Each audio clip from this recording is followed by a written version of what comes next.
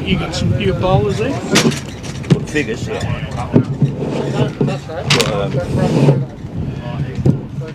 I can't see it anyway. It's going off the blocks a friggin' back.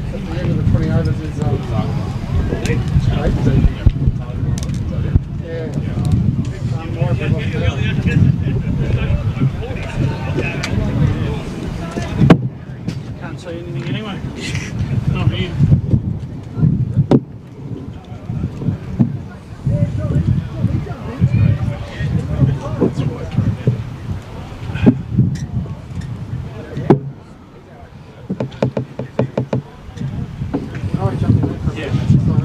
It'll be worse when that sun goes down. Yeah.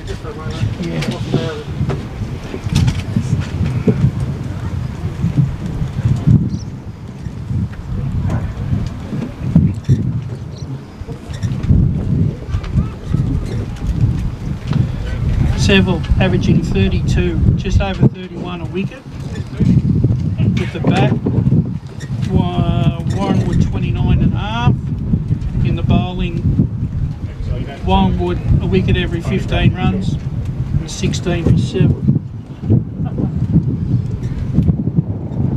How long did it take to put the scaffolding up, Dave? That one took a while. Yeah? I was kind of on my own, so... Yeah. I wonder if that can help it. Probably not. No, didn't work. Yeah, it should be. It's like we need. So it's through Facebook. Yeah, what we need to click the link. Correct. Takes a picture. Yeah.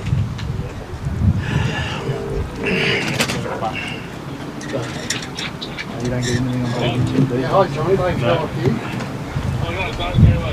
Good, thanks. Problem is, A question. you haven't have any The table got moved and the blue Facebook, for instance, that's do you have any Ethernet music cable on there coming out. that's Now copyright? the scoreboard's just So a blue actually screen.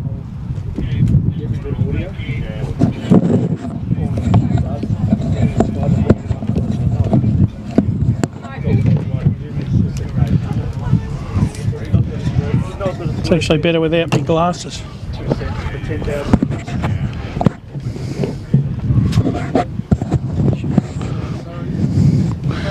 These are better headsets than we had last year, mate. Yeah. You wait till the difference when we get to the grand final.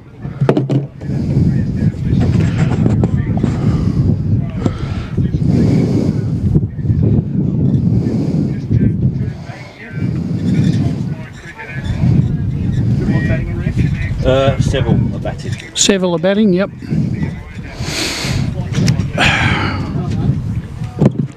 we'll have to keep a note of who the batters are. Yeah. Mind you, it'll be on the scoreboard. Yeah.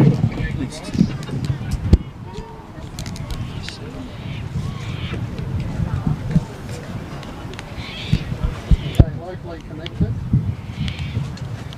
Yeah. So the screen's blue. So I click on Simple Cricket now.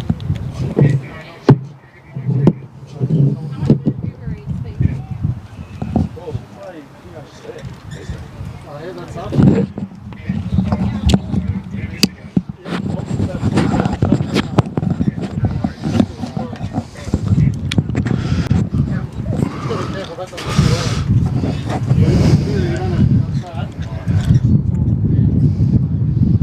Do they get a fair crowd to these, Dave?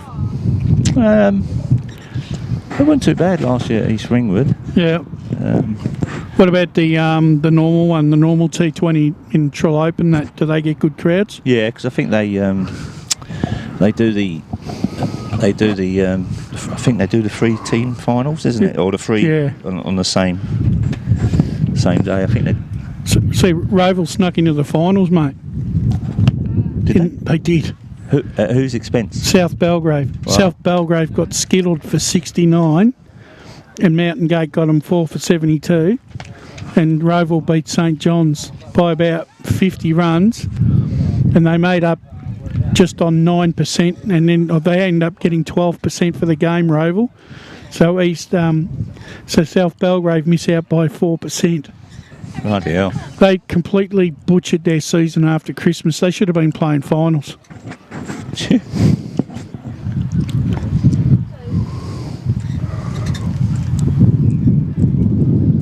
all the other results went bloody. I'm still sticking to my prediction, mate. I reckon Listerfield will win it. They're two. I think they're a really good side. Yeah.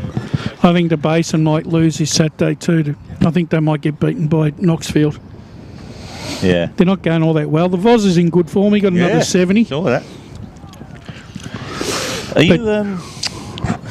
Are you able on your laptop to bring up the My Cricket, as in the batsmen that are out there, if we need stats on them? Because I've got stats on just the mainly the top run getters and that. I can if I've got my phone and I'm able to. I was on My Cricket. Actually, I might be able to. I'll do it with my phone. It's just that I can't freaking see it. No, That's the problem. Might have to go to my phone as well. we'll do all right. It's probably about a better way of doing it anyway. Players and their numbers. Oh, okay. Yeah.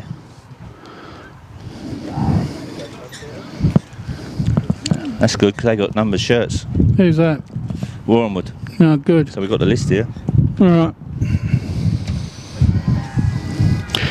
That's the first time Norwood got touched up on the weekend, mate.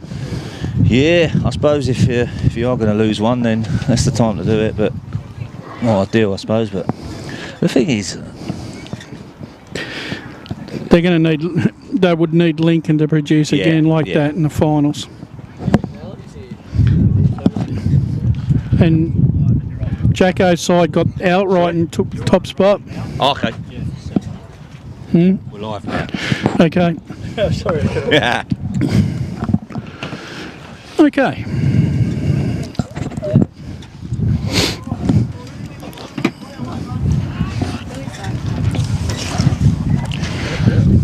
Well, welcome to the final of the Dorset Gardens Hotel Veterans T20. Myself, Dave Raggett, and joined by Wayne Brasher. Welcome, Brash. Good evening, Dave, and good evening to the listeners.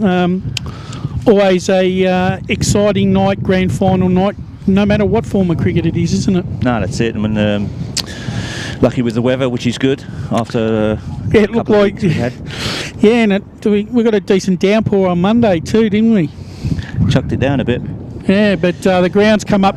Actually, the ground's in pretty good nick. And also too, Dave, there's a lot of ground improvements going around Mullum at the moment, and this is starting to become a really good showcase ground, isn't it? Yeah, well, if you look at the bottom ground's been done up, and a new wicket laid. So yeah, good viewing ground for the two sides that play down here. You know, and we've got cameras at all good angles today, courtesy of Lee Green and his team at LKM Media, and I've had the pleasure of working with Lee during the football season on the EFNL, and produces a mighty product, mate. And the vision that we're going to be getting is going to be second to none. And the cameras up there behind the bowler's ends, Brash, courtesy of Kennards, that have given the for free of charge, which is great. Good on you, Kennards. Thank you very much for your support. And also our other major sponsors tonight, Saxon Sports, who always do a great job, Paul Atfield and his team, and Philip Webb. Yeah, thank you to all those sponsors that are part of the broadcast tonight. It's very much appreciated. So anyway, Brash, so Seville have won the toss and are electing to have a bat.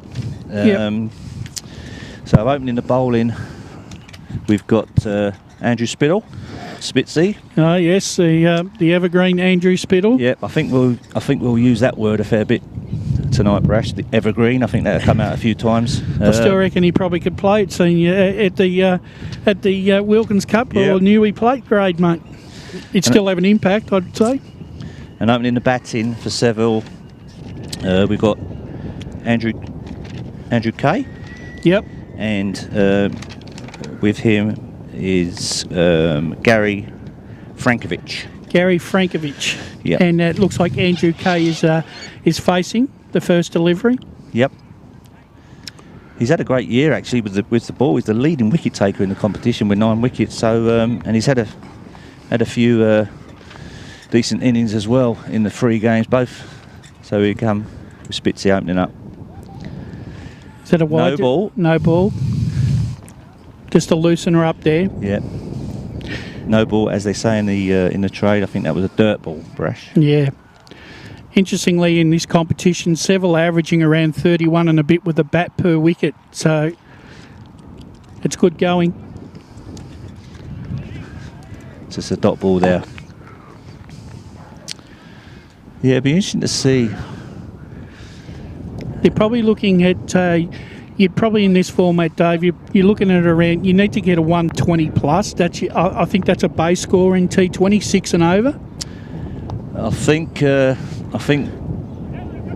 that's gone through. That's gone through. Has it gone to the boundary? Yeah. It 4 has. runs. 4 runs to Andrew Kay. He's off the mark. He's off the mark with 4. They're none for 4. Yeah, I think Matty Rooks just let that one slip through his grasp. Probably didn't get down on that one knee, mate. Well, Brash, I think 120. I think Warren would have bite your hand off if they were chasing 120. I think, yeah, the way that the guys go at it. Normally in T20, Dave, even at this level, they're going around 10 to 11 runs and over. So anything over, like I said, 120 is a base, so that's still that's a runner ball. But anything 160 plus at 8 and over, I think that's a pretty competitive score to chase down. Once again, there's a good single there. Well, good call. Clean pick up would have been a close. Yep. But as we know, Brash, as well, it's this format's 30 balls you face, then you retire. Yep. And can go back in. All right. Is there a is there a maximum score? 40 or something? No. Or no? No, 30 balls you face, then you retire. But if you lose wickets, you can go back in. And how many players in the T20 format are they allowed to field as a part of the team? 13, 12? 13. So we've got Gary Frankovich now on strike to Andy Spittle, who only just pushed away there, just eked it out to point there. No run.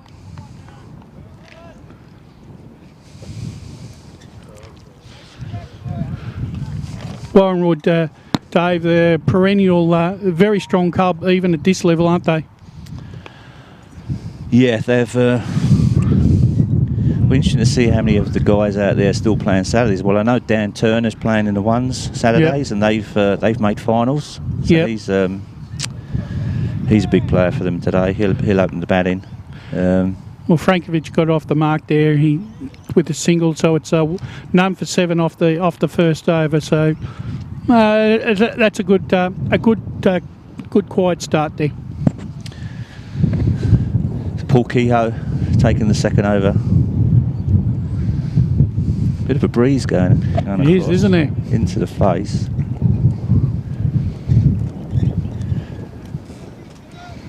That's interesting, actually. So hitting with the breeze will be. Well, wind's coming towards us. And I think what you tend that happens is that you normally want to bowl so that they're hitting into the breeze those last 5 overs. That's right. PK in the bowl. Oh, He's been given out LBW. So Andrew Kay. Oh no, Frankovich has been given out LBW off the bowling of Paul Kehoe for first ball of Paul Kehoe as well. For 1 run of 3 balls, and Seville are already 1 wicket down for 7 runs. So it looks like we have the captain Brendan Woods going to the crease. Good player, Brendan. Played cricket at Mullum. He was a coach at Mullum last year. Right. Got the team into the finals, and they actually went up to Trollope last year, as we know, and doing a great job this year, Brash. They are, and you know the funny thing is, Dave, when like you said earlier, a lot of these guys are still playing, top grade cricket in the RDCA, and it adds something to this to the veterans when you've got these guys still playing at that level, because it's still going to be really competitive cricket with some good batting and good bowling. Yeah. So Woodsy now on strike. This is a key wicket. Yeah. A Key wicket for Warranwood and a key batter for Seville.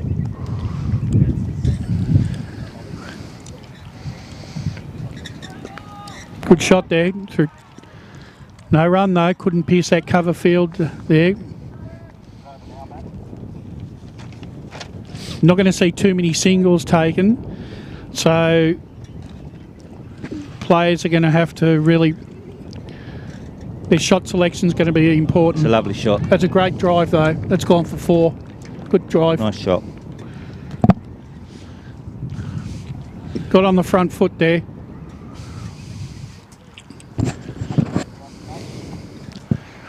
I think you'll find that Paul Keogh will pitch the ball up. I think that. Well, he wants to get them. You want to get them driving, Dave. So you get them driving, then there's a chance of chasing that outside edge. Drop that one short, and that's gone over the top. Yep, that's going to run away for 4. 4 runs. So adjusted his length, but just too short.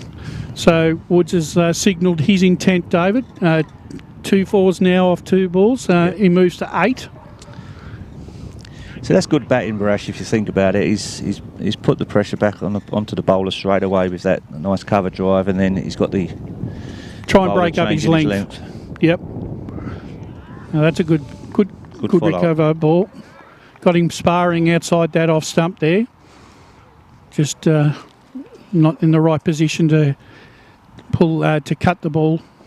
As Keogh comes in again, he's gone once again over, hoiked it, and he's hoiked it 4 runs. For 4 runs. It's a good over here for Seville. They've got 12 runs so far. Very hard to set a field, isn't it, Dave, in these sort of games? Because of the unorthodox way of batting, isn't it? Yeah, it is, and as like we saw in that over, I mean, Paul Keogh probably should have just, although he got driven for 4, he probably just stayed with that length, and you can set a field to that. It's when you're bowling 4 and then bowling short, it's hard to set a field. I think it's because bowlers are trying for different variations to see if they can stump the batsman. Kay's facing again, once again. Just pushed away. I think in this case, Kay probably would need to try and get bat on ball and maybe push the single to get Woods on strike here, because he seems to be the one that can score. Yeah. Oh. I thought there was a single in that. They probably should have taken that.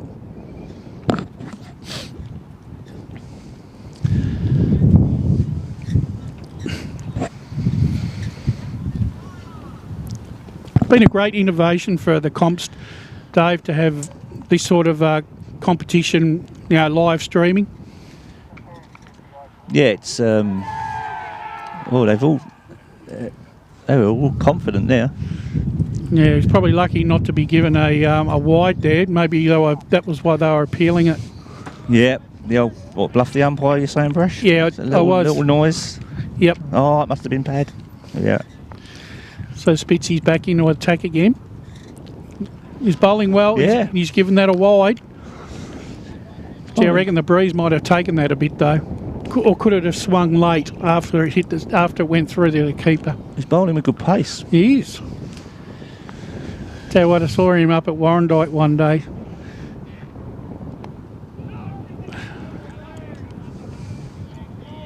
And I think he came in about number 7, number 8. And it took a liking to Chris Barry. And I think he put him over into the creek for about 30 runs and an over. Good shot there. Good shot. It's a nice shot. That's a lovely shot. Beautiful cover drive. Beats the field. Along the ground for 4 runs. So Kay now moves on to 9. The score is now 1 for 24. Yes, Andrews, when he gets onto a ball, especially with the bat, it stays hit. Yeah, and as you say, this innovation of the T20 is perfect for someone like Andrew Spittle, who loves the cricket, obviously, and that little bit of extra edge that you get from playing some good players out there. I think Both sides. the whole evolution of cricket, Dave. You know, from for the over 40s and upwards, has been a revelation in Australian cricket, and it's given people, you know, a chance once again to play a game that they love and play for as long as they like. Yeah, well, And this is no exception. yeah, it's like, and even into the Vic setup, and you know, Yeah. I was lucky enough to play in Perth in November for the over 50s, and there's actually, I think it's the end of this week, 5 guys from Victoria are going to play for Australia in the World Cup in Cape Town. Excellent. So it's a lot of opportunities out there. Kehoe back into attack is umpire McCallum was given that a hard look, and has judged that a legal delivery. That might be one of those ones that swung late, but I tell you what, good shot there by Woods, driving the ball again.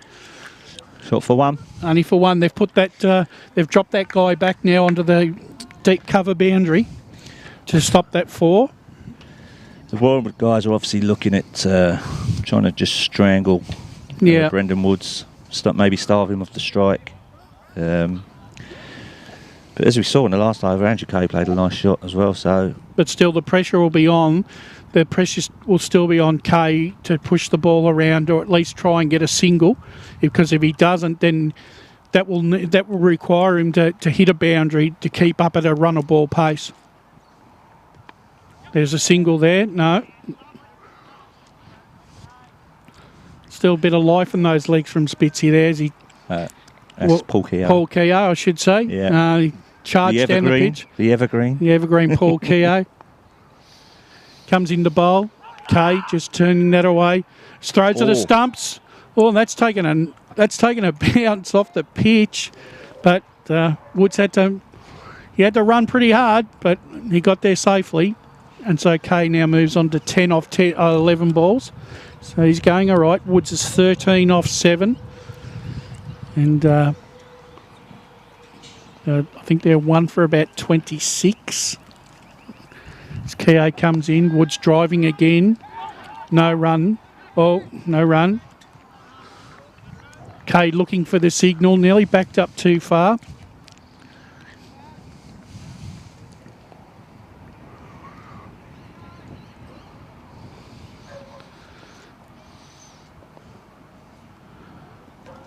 Good ball there by Keogh. Good finish to the over. Yep, 4 overs down now, and Seville push their score along to 1 for about 26, I think, maybe 27.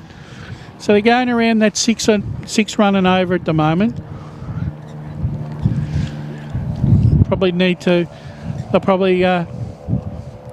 They're just probably consolidating here a little bit. If they can get to 1 for 50, 1 for 60 of about 7 or 8 overs, that'll set them a platform to launch an assault later in the innings with plenty of wickets in the shed. Andrew Spittle, that looked like another dirt ball. Yep. And Nia McCallum has judged that as a no ball, so an extra run to the score. So it looks like 1 for 28 now. Spittle again. Yeah. He still gets a bit of bounce, doesn't he? He's got that high action. Yes. You know, when you look at guys, you know, Luke Kelly, you know, 6'9" beanstalk, amount of bounce that he gets out of pitches, mate, that you don't think are there. But he manages to get it. But he bowls with good pace. These tall guys can get anything, really. Nice good shot. ball. That's a lovely cut shot. I got a man for that one. Only for a single. So Kay now moves on to 10. That brings Woods back onto strike. He's on 13 off 9 balls. Score is 1 for 28. I think we're going to be in for an absolute ripping RDCA final series, Dave, especially in the top 3 grades. Yeah, as business end of the season, Spitz in the bowl. Woods gets that, just guiding that through to Deep backward square, but no, not deep backward square. Gee, I missed that one. Wrong side of the ground, mate. Maybe a deep backward point. Or gully. It's good running. Yep. Well done by Woods there. Just pushed that into a gap and took the single, a comfortable single. He moves on to 14. Yeah, you know, and we saw a bit of evidence of that last weekend. Lincoln Wong with a magnificent 190 in Wilkins. Once again, that's well done. But oh, no, nearly. Well fielded there by Andrew Spittle. Stopped that single. And Lincoln Wong with that 190 in the big clash between Templeton and Norwood on the eve of the Wilkins Cup final. Yeah, and they play each other this Saturday, Sunday in the... It's a great round. It's a great round of finals action coming up in the RDCA this weekend. Good Kay shot. once again, good shot there by Kay. Just 4 lifted it through mid wicket. Safe shot, 4 runs. Those bonus runs, I'd say, for Seville, because I think they were looking at seeing Spittle out and maybe attacking the other end, but... Well, they get 4 overs, aren't they? The bowlers. Yep. So Spitzy's bowled 3. Do they keep him? They save him for another over? I think they will, because he's having a breather. So they come on at the other end for 5 overs now. This is this is really now when you start to target, because you're hitting with the wind through deep mid wicket and cow corner. So, and lofted on drives can come right into play here. Yeah, I find the ball might hold up a bit if it's up in the air. It's such a different game with the wind, with the breeze. Yeah.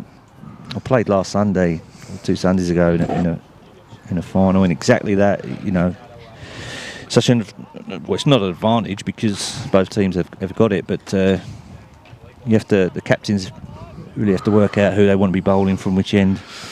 Well, that's right.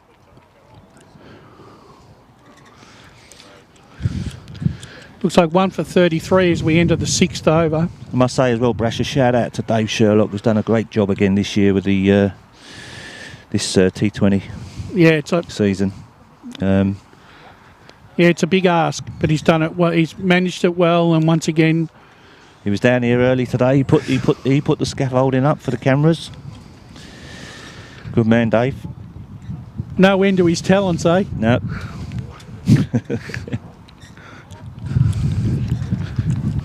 As a plumber, he makes a great scaffolder.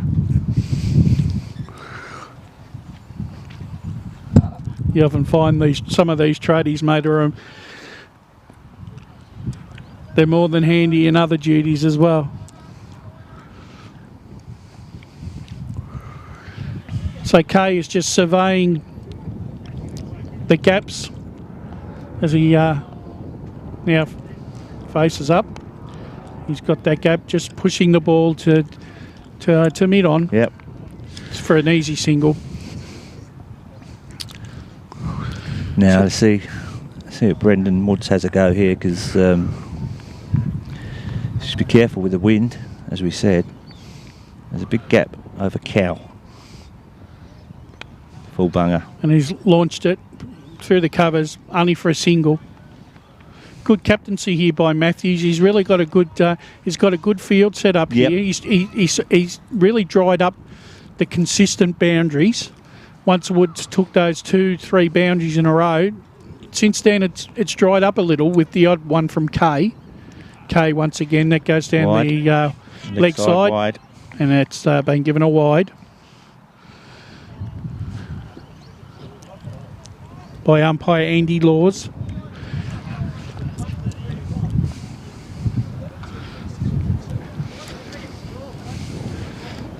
No, he missed that. Took his eyes off it.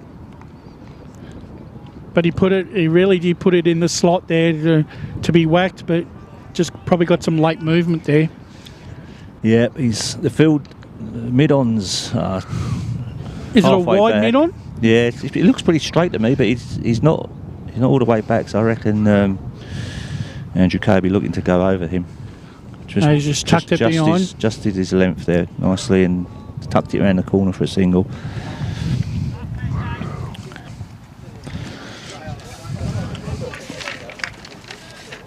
Often you find too, Dave, that you want one of your top order batsmen to stay in, you know, as the overs start progressing. Once again, Wood's just... That's 4 runs. That's a lovely shot. That's really well played. He waited for the ball there, played it right under his eyes. That's a great shot, just back with a point. Yeah. Off a fullish ball. It's a difficult one, Brash, how you go about it as in facing 30 balls, because obviously you want to get to as many runs with your 30 balls, but then you don't want to go too hard too early, and if you get out, then that's it. So it's as a batter, you really have to think on your feet out there. So, I mean, at this rate, if Woods he's already faced nearly half his deliveries on 20, so if he could double that or a bit more and be main not out, would be very handy for Seville come towards the end of the innings if required. Yeah. Because you want to, if anything, you want your big hitters to remain not out. Yeah, and ideally, Nice shot by Kay. ideally you want 2 batters up top to get your 30 balls and retire, and then you got the middle order to have free reins of having a dip. But Yeah.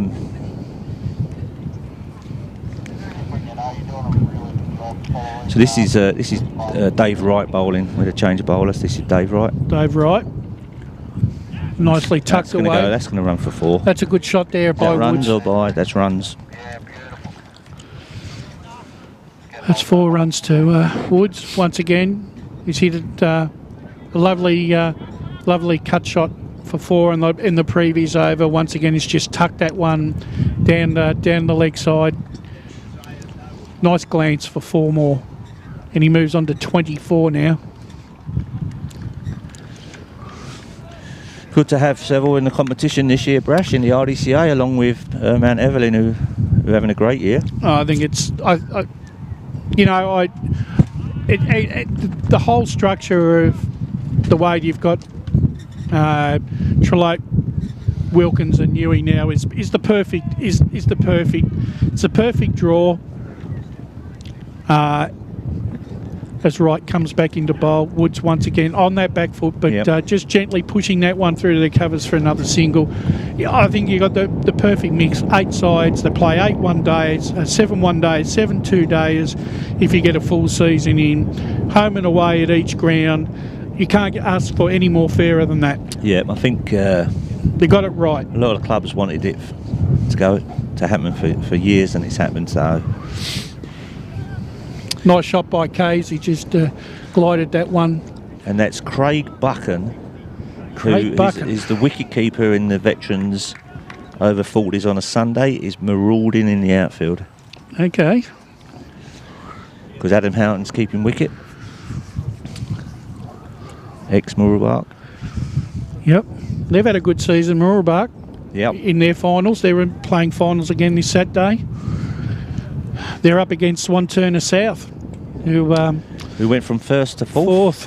Yeah. I did say that on the show on Saturday. They had to win that one because their percentage was the worst of all the top 3. They had a good win over Montrose. They defended a very small score. Simon Young, excellent, 7 wickets in that innings, Dave. A great season.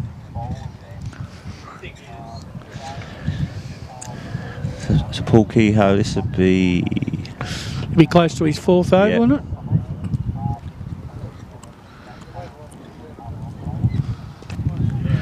Once again, single. Well played here by Woods. Just pushing the ball away, just waiting for the loose one to put it away. Very smart cricketer, this Woods character, isn't he? Yep. 27 off 19, so he's still got 11 balls to face. Andrew Kay on 18 off 20. Once again, he just tucks that one behind for a single. And an easy single. They're picking the singles off quite nicely here. Yeah, well, they're protecting. Naturally, now they're protecting the boundaries off of the fuller ball. That one was just back of length on the hip, so there's 9 times out of 10 there'll be a single there. So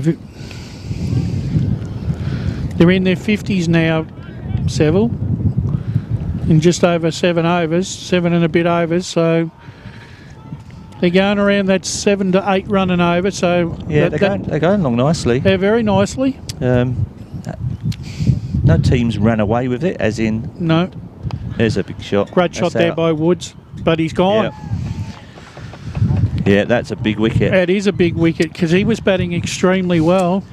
Yeah, you've lost 10 balls there from him. Yeah. And obviously we've not been able to go back in, but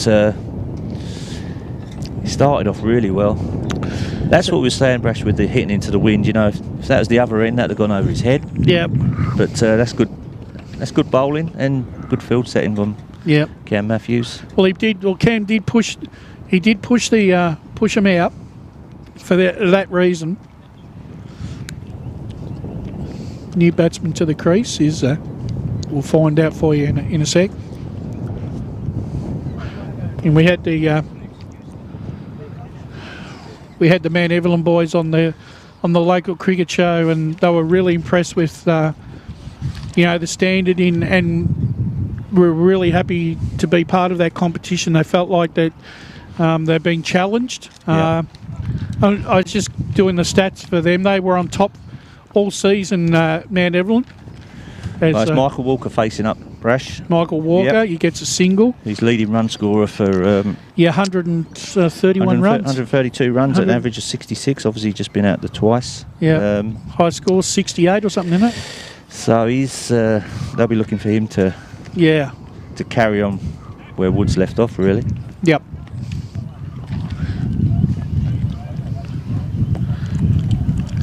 Okay, just once again, no run though. They popped up. Tried to turn that one and it just went on him a bit. Probably turned a little too late. That was a good spell. Yeah, it was. We'll check what Paul Kehoe's figures were, but we know he got the 2 wickets. Yep. And that looks like about 2 for about 56 or 58. What's going on there? There's just a digit missing on the scoreboard there. There's obviously some pixels gone missing, but yeah.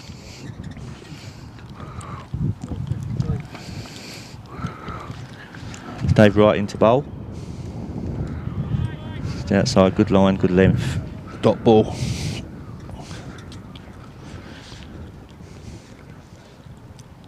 Two for 53. That was at the end of that over.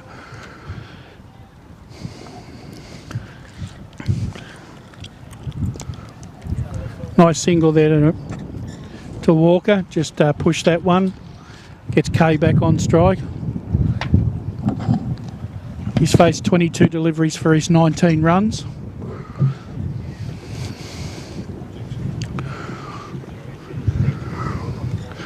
Coming into bowl. K once again. I think that might be off the pad. Waiting on the call for Andrew Law. Andy Laws has given that a leg by, so that's another run to the total there. 2 for 55, Seville are, after 8.5 overs.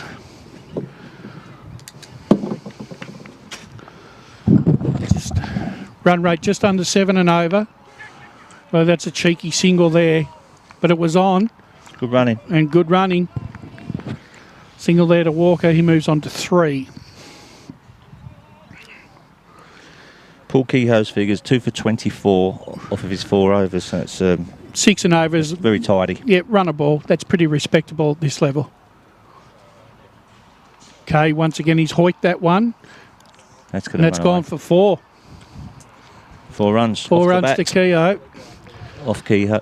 No, 4 runs to K. 4 runs to K, sorry. A lot of Ks. Yeah. Well, the K name synonymous at Seville. Liam K playing in the seniors as well. I think Andrew's playing in the seniors as well. Good cricketing family up that neck of woods.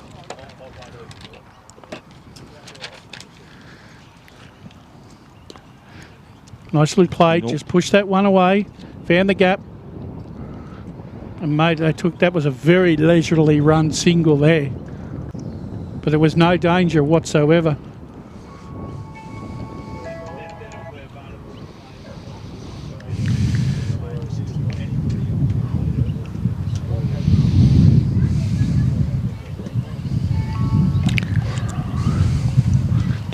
New bowler coming on, Dave, number 23. This is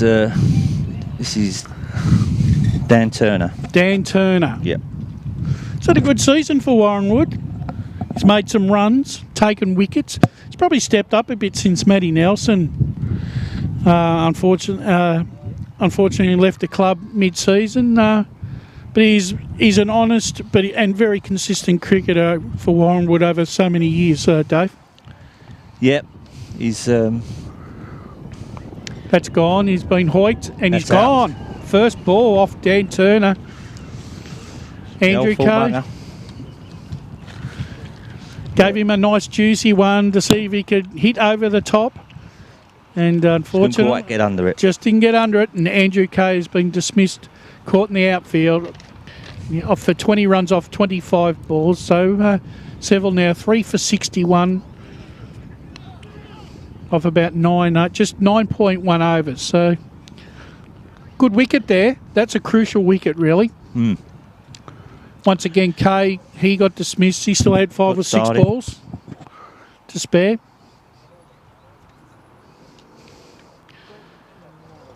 Walker's still there at the crease. He's on 3. He's only faced 4 deliveries, but he's looking to score off every delivery, which is what you need to do in this competition. Yep. Yes, unfortunately the stumps didn't go rattling. He was caught in the outfield, but it was the same thing. He was out. And Humphrey, new player to the crease, ex-batsman to the crease is Humphrey. We got a name for him? Yep. Adam Humphrey. Adam Humphrey.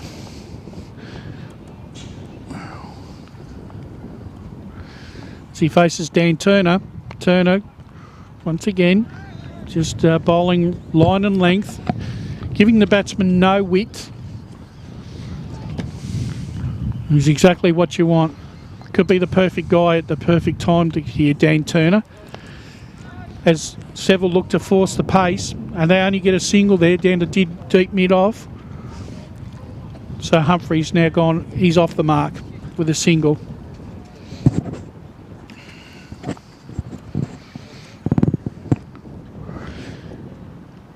Into bowl.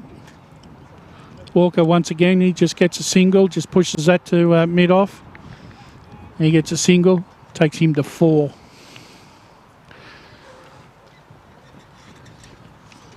So we're nearly at the halfway mark.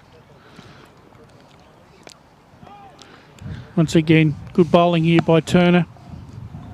Yeah, he bowls that nagging length, just drifts them in to the right-hander. Yeah.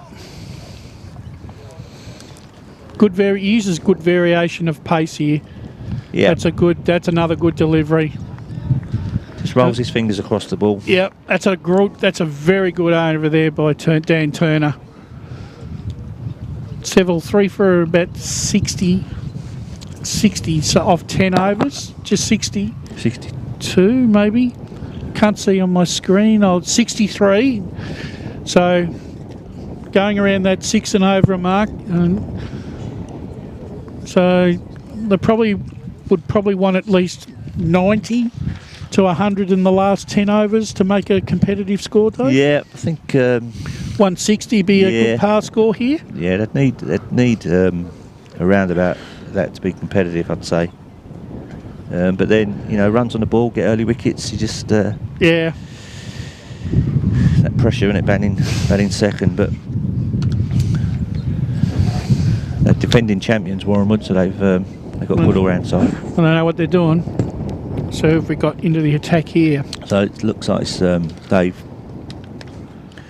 Dave's still bowling again. Dave. Dave Wright. Dave Wright.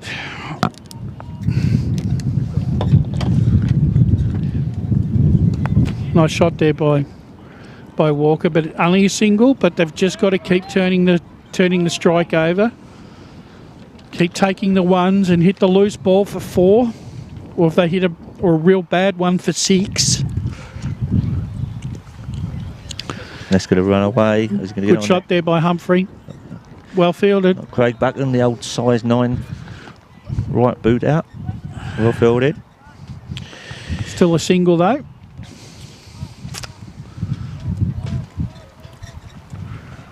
Still got plenty of bowling to come as well, Brash. They got Cam Matthews, the captain, bowls very well. Nick Rice. Yep. Robbie Bartlett. Oh, jeez. That's a fair shot. Fair single. No, it didn't come. No run. Fair bat. Robbie Bartlett, not bad with a bat either. Who else have they got in that side? That well, I remember when we done the final last year. Oh, that would have been out, I reckon. Yeah, that wasn't far off it. Scotty Burns got runs last year in the final, I believe. Yeah. Remember? So they're good all round side, but so is Seville. I mean, finished with a higher percentage than what Warranwood did. Good shot there by Humphrey. Only for a single. Well, was that Humphrey or White? No, it was Wright, I think it was. Walker, sorry. He's a solid unit, this Humphrey. I reckon he might be able to hit a ball, Dave. Yeah, as he does, he's just gone. He's hit that one, but only for a single, just down to mid-off. Well, as you've said, Brash, they need to capitalise on these 5 overs, I feel, with the wind. Yep. It's going to be key. Be interesting to see what the split would be for the 2 sides on which ends, how many runs they got from the ends. Well, I reckon they went about 30 each end. Dan Turner continuing to bowl.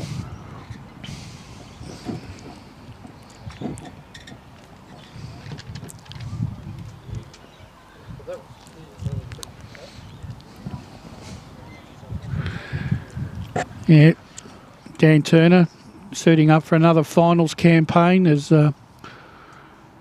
Warranwood taking on Bayswater Park down at Guy Turner Reserve on the Labor Day weekend in the elimination final. Yep. That'll be a very, very interesting contest.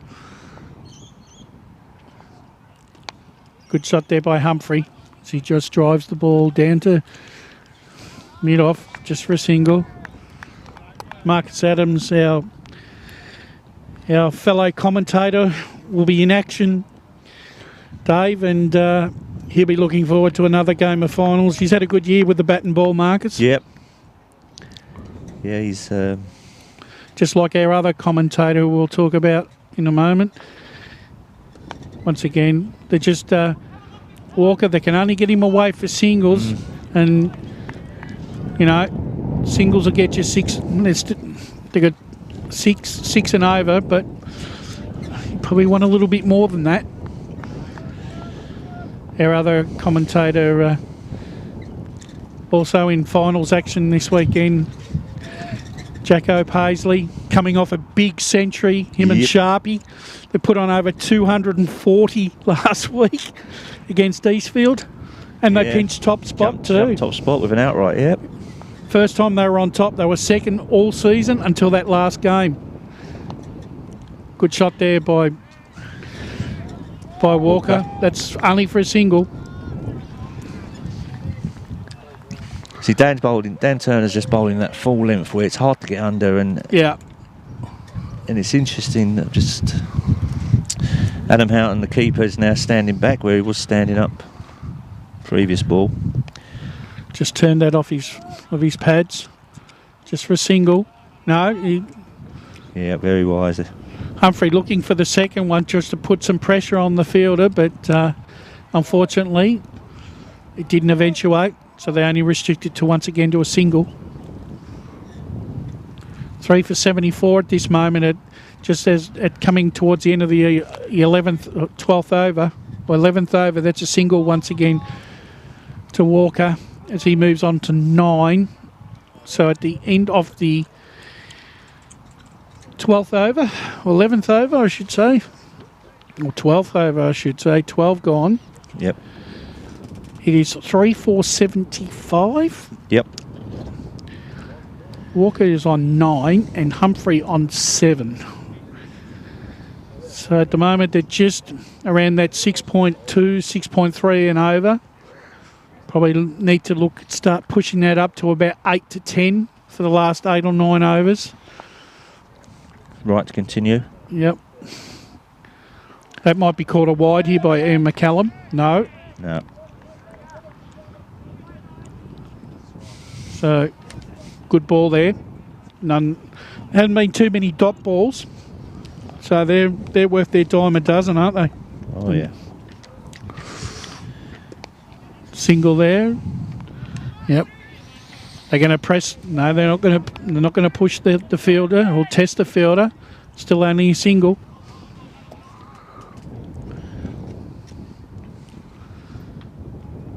Be good clash in Newey plate. Qualifying final. St Andrew at home to Mount Evelyn. Easily the best two sides in Newey this year.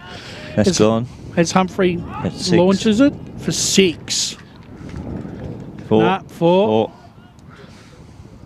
Umpire McCallum signals 4, and a very much needed boundary there too for Seville. They were just getting a little bit bogged down with singles, but Humphrey breaks the shackles there with a boundary. Yeah, so both faced 12 balls. I'd say probably, especially as from this end, as we said, maybe one of them to. One of these guys has to stay here, I think. Right comes in the bowl. Oh, that was unlucky. Bit of bad luck there. They're one of those things that can either go and knock the stumps out of the ground, or they can just miss, isn't it? It's one of those. There's never any. It's always that or that, isn't it?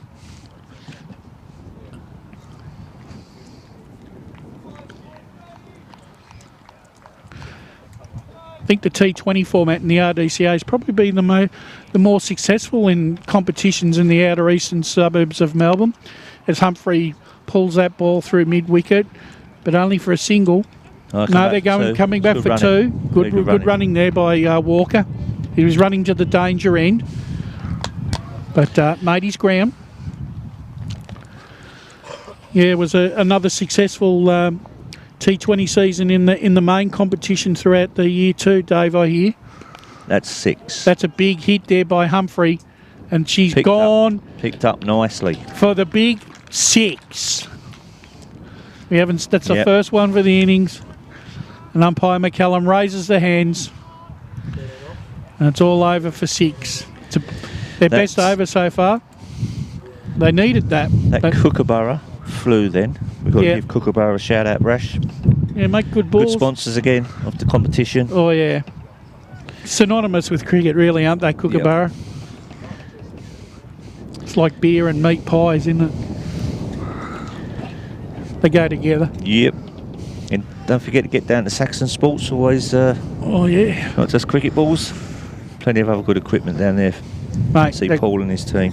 Yeah, and if you want to have a session down there, some of the best facilities this side of Melbourne, in fact in Melbourne, I reckon.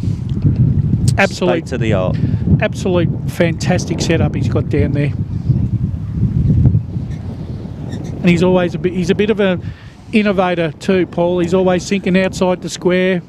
You know, he's got different programs, not afraid to get the big names involved. As Dan Turner comes into bowl, and Walker just pushes him through that mid-wicket region for a single. Obviously recognising here that Humphrey might be the man that could do some more damage here, so he might play second fiddle here.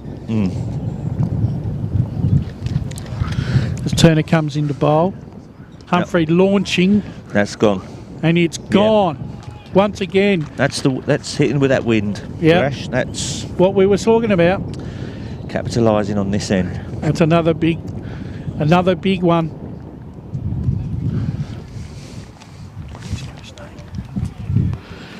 Another big 6 for Adam Humphrey. He's raced on to 25 now off 16 deliveries. He's starting to stamp his imprimatur on this innings. He's launched that ball Right. down through the covers, and that's gone for another boundary. That's a lovely shot. Beautiful drive there by Adam Humphrey.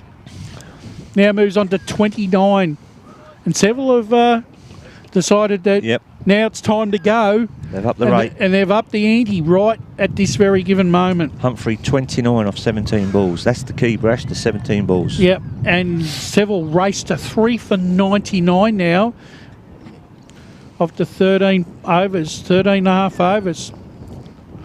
So 150 still looking very gettable here as Walker once again just pushes the ball. Humphrey just pushed the ball down there for a single, takes him on to 30 now, and that brings up the 100 for Seville. 3 for 100 off 13.4 overs. Turner coming in now. Walker once again just driving the ball through that for a single.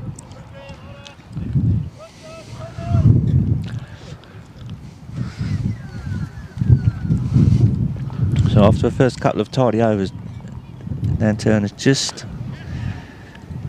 Well, they've started to get hold of him a bit. Yeah, he's just not finding that block hole as he did there. But to be fair, I think probably Seville batsmen have probably changed their try to change his length as well by maybe subtle variations with the way they've placed themselves in the crease. Yep.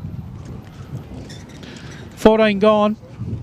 3 for 101, 6 to go. 102 now, I think, Final Brush. 3 for 102. Yep, 3 for 102. 6 overs to go. 60 runs gives them 162.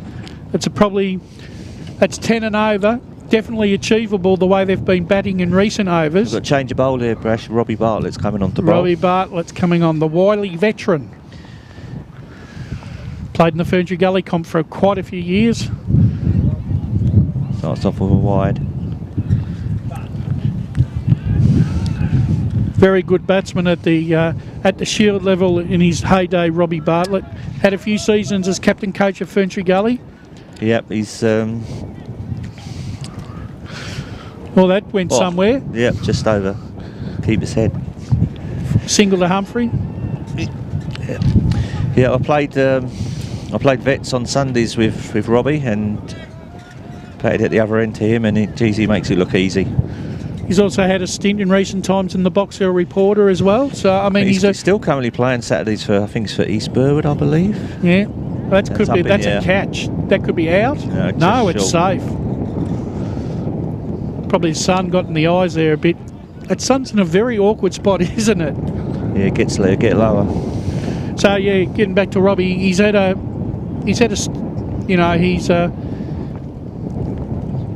very, very good cricketer. That's out. Is that out? Yes, yep. He's gone. Just waiting there. Big. That's a big catch. Just waiting there to see whether we can't see from here, but it's all good. That's a big wicket there. They're getting the key wickets at the key times. Yeah. Adam Again, Humphrey, 32 off 20 balls. Gee, he could have been handy if they needed him towards the end. But a very entertaining 32 off 20 balls by Adam Humphrey.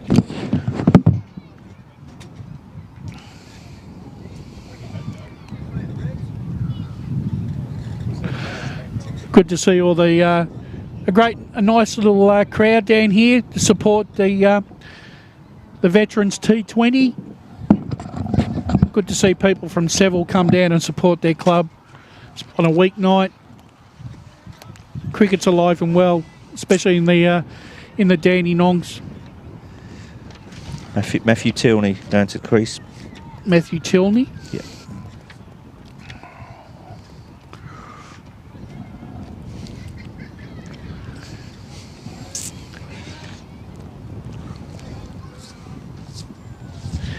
Be interesting this year, Dave. The traditional way of where clubs bid for the top grade finals. There's been some subtle changes this year. At this stage, we're still unsure where the big Trellope Shield and Wilkins and Newey Plate are going to be held. Yeah, I think the committee is still going through. Bartlett comes into bowl, and Tilney just pushes that ball, shot at the stumps, not far off, but batsman safe. They get a single.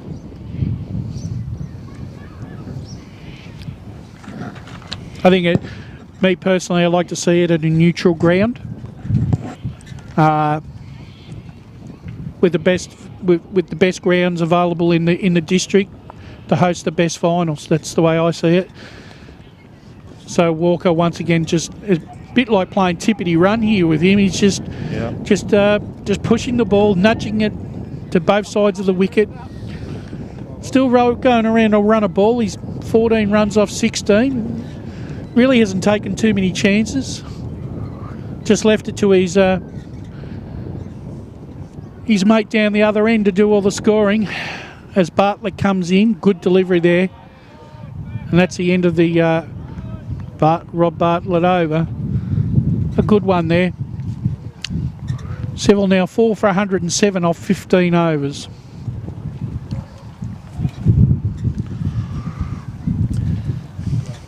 Yeah, I spoke to Paul Atfield earlier on today, actually. And how is Paul?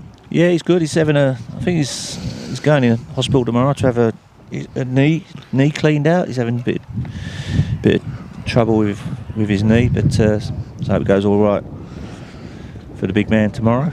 Yep. I'm sure everyone in the RDCA will be passing on their best wishes to Paul. Great sponsor of the RDCA, not only the RDCA, but other competitions, including the Ferntree Gully competition in the eastern suburbs of Melbourne. Once again, if you want to go down, practice in some of the best nets in the world, go down to Saxon Sports. Paul will look after you as with your staff. They've got bats and pads. They've even got apparel. And even if you want your trophies done, they can do that as well. There isn't anything that Paul Atfield can't do, is there, Dave? He can't sing. No. I know that. No. Okay, change of bowl. We've got Cam Matthews on there, the captain. Cam Matthews has had a good season with the bat. Yep. Bowling is one of his strengths as well, Dave. Good all-rounder. Yep. Bowls very well. Gets nice height too, you know. So they're looking at 5 overs to go. There were 107. So they still need 10 and over is going to be 157. I mean, scoring 10 and over is going to be might be hard pressed. Difficult with the wind, but you never know. Get on a roll. No, you're right. I'm thinking 140, 150 might be, unless they might be as much as they can get. But they need a couple of big overs here now. Yeah, that was Adam Humphrey was going along really nicely, wasn't he? And just yeah, to leave 10 balls out there, he would have ticked that along.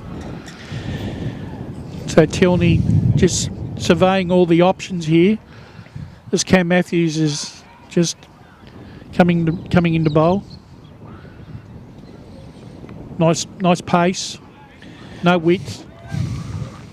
I looked at the stats, Brash, earlier on, and I'm looking forward to it. So Andrew Kay was the leading wicket taker in the comp with 9 wickets, and Cam Matthews second leading run scorer. So that'll be a good battle when it comes to it.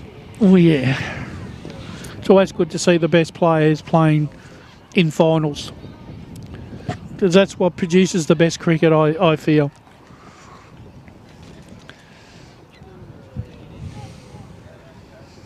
Grand finals aren't won by having not your best side on the ground, mate. Matthews comes into bowl. Walker just once again looking to score off every delivery. Manages to squeeze another single out. He moves on to 16. off 18 balls, so he's still got two. He's got a dozen left. Probably be looking for a few boundaries to increase that score of his. As Matthews comes into bowl, Tilney just pushing that ball through the covers for a single.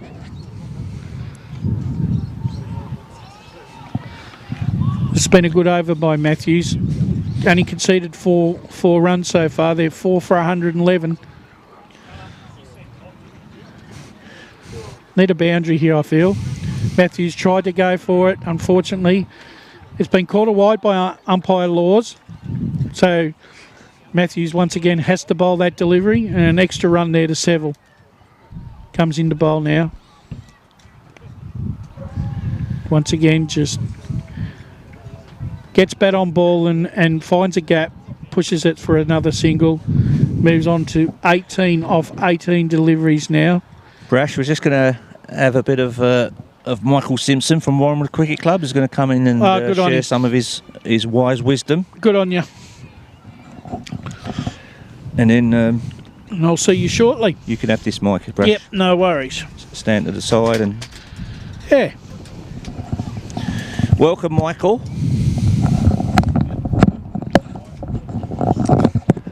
Thanks, Ragsy. Apologies for my tardiness. Football training tonight, so No, that's all good. for the young fella. But what's happening? Well, so Seville won the toss and next have a bat, and they're doing quite well, the Warranwood guys. I see we've got Nick Rice Yep, Nick out Rice. the bowl now. Yep, just coming on. So there's 4 overs left after this, and as we know, as we've seen on Sundays we've been playing, Mickey, that bowling or hitting into the wind the last 5 overs is hard to, It's very unless it's difficult. yourself, Wow. you know, I didn't want to speak out of pummeling school. these but big sixes around. yeah, I didn't want to mention it, but now that you bring it up, there was a real school put on, wasn't there? But didn't that bloke come out and tee off for them in the they- opening overs and get 40 in Oh, about yeah. 3 overs, hitting downwind though, I will point out though, Ragsy. Yeah, absolutely. So Nick Rice in. It's a wide. He's going to have to bowl that one again. And what you have missed, Mick, is a couple of dirt balls by a certain A. Spittle. Oh, really? A. Spittle, a couple of dirt balls, swinging too much apparently. I would have almost backed it in and Dan Turner to bowl the dirt ball. He's usually good for 1 or 2 per spell. Nick Rice. We won't bring that up on the golf trip with Spitzy. No, it's all a single to Seville. all on camera. Yeah, that's a single to Walker. Walker, the right-hander. 18-3. You missed some big hitting there. Adam Humphrey was looking really good. Had 10 balls to go. He was on near 30 with 10 balls to go, and then was held out on the boundary. Just adjusting the field here. So Cam Matthews seen something he wasn't happy with. He's adjusted now. Nick Rice in. Oh, he's a bit early on that one, I think, Ragsy. Yeah, He just might have got away anyway. got him for 4. Yeah, he's got it for 4. So have you recovered from the grand final celebrations? Well, yeah, and as you know, Ragsy, it takes a bit longer these days, but yeah, I think we're around 2 a.m. at Cam Matthews' house. We finished up in the spa, and what was great was when I said I'll just call an Uber now, and no service in Cam Matthews' house or street. Really? So yeah, that was handy at 2 a.m. Yeah. So he just left us stranded and went to bed, which was nice. But I think we got home about 3. Very good. Yeah, he's good like that. Very thoughtful, Kanga. Yeah. Maybe he turned the wireless off. Oh, he's That's got 4. the top That's edge just, there. yeah, 4. again. It's a bit too short from Nick Rice. With his pace too, it's just going to carry, isn't it? Yeah, don't get the length. No one can cut Don't get the length that right. off. Yeah. So, So probably any- looking any- at 150-ish, probably, around about 150, It's 160. 3 overs to go. Yeah. Yeah, you can imagine. So wickets in hand. It's time to go, isn't it? Yep. Just get the exact score. Surely. Oh, that's Man, it's pulled away to Cam Matthews at deep square. And that's Egger keeping, so done a good job tonight. Egger, has he? Yep. Yeah, he's been busy. Yep, good. He's been busy. It's been a good game, really, hasn't it? Yeah, no, they've been no sides, no team's been dominantly on top. You'd say that Warren would have probably done well pegging them, and with their batting lineup, yeah, it's But as we know, formidable. Michael, runs on the board. Yeah, that's true. In a grand final, that's 4 runs, 4 shot. Yeah, so they're starting to get a few away now. Nick Rice has gone for a few that over. Probably not ideal. They probably need to take the pace off, maybe. Bring Begsy on, maybe. I reckon the hardest gig in doing T20s, doing that scorebook. The two 100%. guys over there just, I have they been watching much of the game. Looks like they just had their head buried in the book. You know what? It's like that. Once you've scored juniors, nothing's harder than that. You score every ball. And there's always 5 Especially wides when and they over. bowl no balls. Yep. And you can't fit them in the square or the triangle. Or no ball that goes for 3 or something. Yeah. It's always handy. Real. So who is that? Uzo? That's Adam Uzo, yes. Yeah. Oh, remember the Ooze? Yep. Good player. East Box Hill star.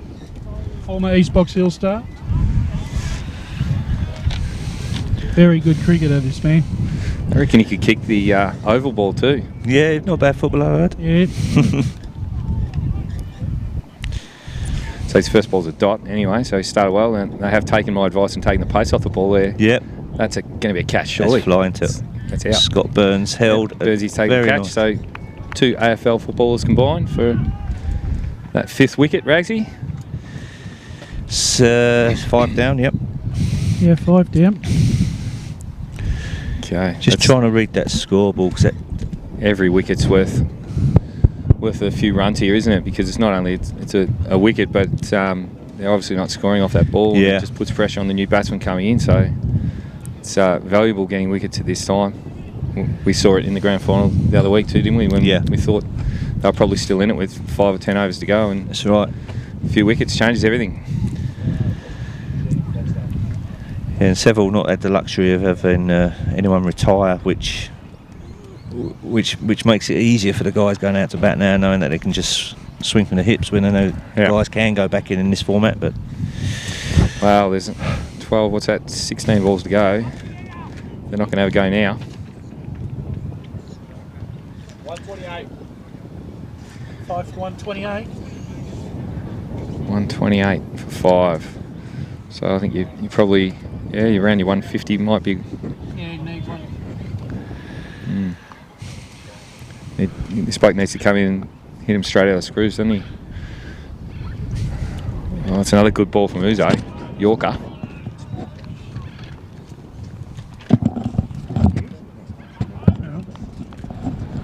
It's a nice tight over at the end of the innings.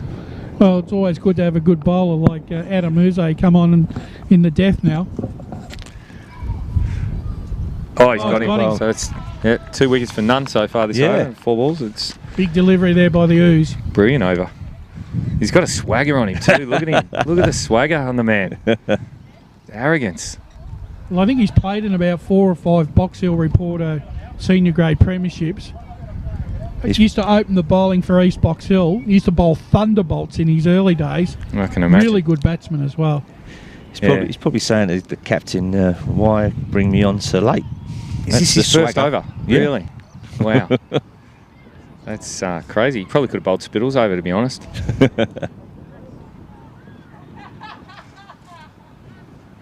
Full and A bit straight. of fun and frivolity in the crowd there. I'm noticing one of our co-hosts, Mr. Paul Denton, taking a photo with some big rig. Uze, 2 balls to go here. 2 to go. Damien Uze, 2 wickets in the over. Again, this bloke's got to go straight away. It's got away for a single. I'll take that.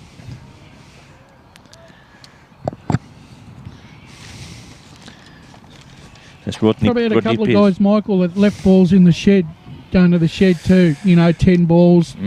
Humphrey had 8 or 9 balls to spare. Yeah. Could be the difference. Well, as Ragsy was saying, certainly helpful having those top order batsmen retire. And he's there's another gone. one. Yeah, he's got another. So great over. 1 over. That's 3 Graham for Foster 1. out. We had to go 6 for. Is that 6 or 7 now? 7, I think. He's got 3 this over. Yeah, 4, he's got 3 in this over. 7 for. I can't see. Is it 130 yet? 129. Once again, 128. Damien Uze showing his class. What's the score there, Brash, on the old scorebooks? The scorebook is showing 129 for 6. I think it should be 7. It'll be 7, yeah, because he got 3 wickets that over. Yeah. They'll forfeit. So great over. And of course, in the third last over to get 1 run, that's key, isn't it? Yeah. And the package is coming on. Kanga Matthews, just in the death, likes to bring himself on and just sort out the business. Yeah, he's. I think he's bowled 1 over before. I think he's had 1 over. Yeah, I think I've seen him bowling when I was walking in. I think he's at least had 2. Yeah. He's a good death bowler. He's done that very well for us in a few games this year in the season proper.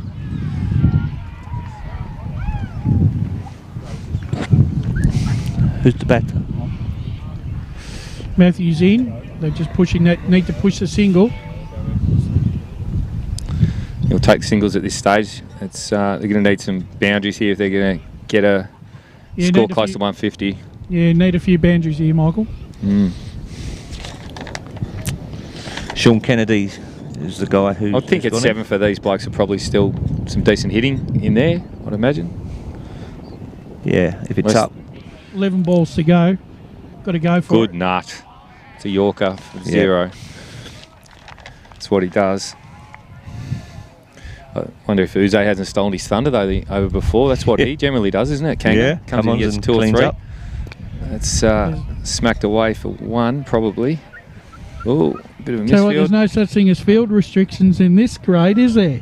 No. This- Have him on the boundary. yeah. It's going to end up there anyway. I think if you bring him in, they're not taking the singles, these blokes, are they? Not on Can't purpose. see the white line, mate. The circle. The imaginary circle. Matthews in. Full toss. Knocked away on the onside for 1. So 2 off the over. 3 off the over. Yeah, 132. 132 for 7. Yeah. So I wonder. Obviously, Uze is going to bowl the last over. Surely. Has to after that. They can't take him off. Going for a fifer. Oh, bang! That's 4. shot. That's a good shot. That's a boundary there. Yeah, that's a good shot. A much shot. needed boundary there. Matthews dropped a bit short, and he was right onto it. Pulled it away, forward of square. 1 bounce. Kennedy. Good shot there by Kennedy.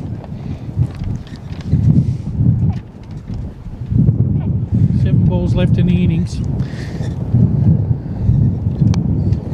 Kennedy once again just pushing that ball down to mid-on for an easy single.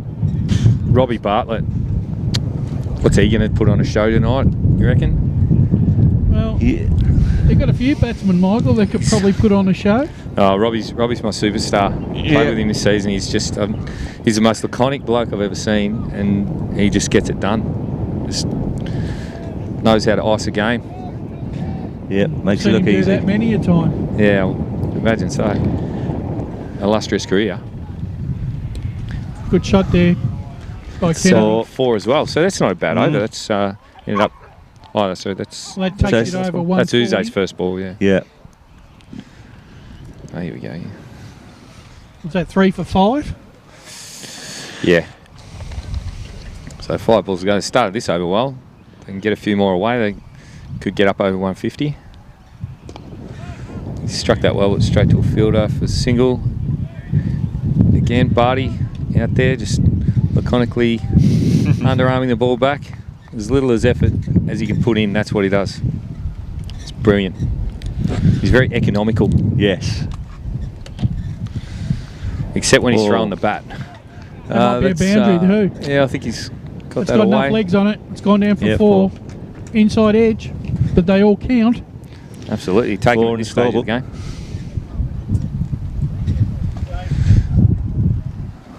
$150 be a good score, I think, Michael.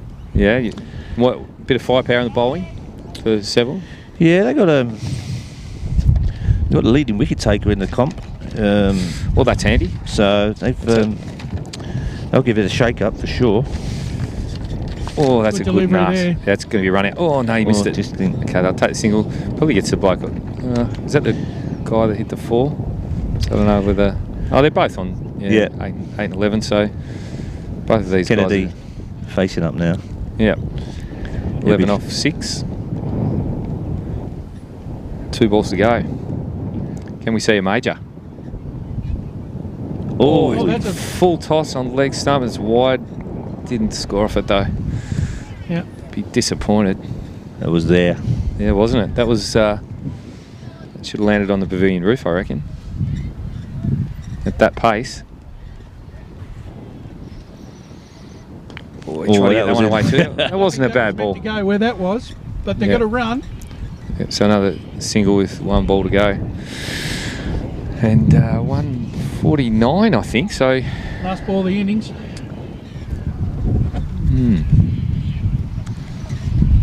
They've got to run, obviously. Oh, he's missed it. Leg by, down to fine leg. 150. Third man, sorry. 150 on the knocker. Yeah. Yeah, well, it's certainly a decent score, isn't it? Yeah, Yeah. runs on the board. So Seville after their 20 overs, 7 for 150. Very good score in the end. Some late order hitting from Adam Humphrey. He got 32. Pick of the bowlers, Damien Uze, 3 for about 8. Adam Uze. Adam. So they might have, it might have been to their detriment getting those wickets, bringing in those guys to get the runs late. The guys that could throw the bat, who knows? But anyway, we'll take it. 150 is the score, so Good it's score. going to be a good chase. I think Warranwood boys will be looking to put on a good display. Cam Matthews out there now, just giving an inspirational speech. Can only wonder what he's talking about. It'll be something inspirational that he's picked up from Clarko down at Hawthorn, no doubt. Recycling. Nothing wrong with that.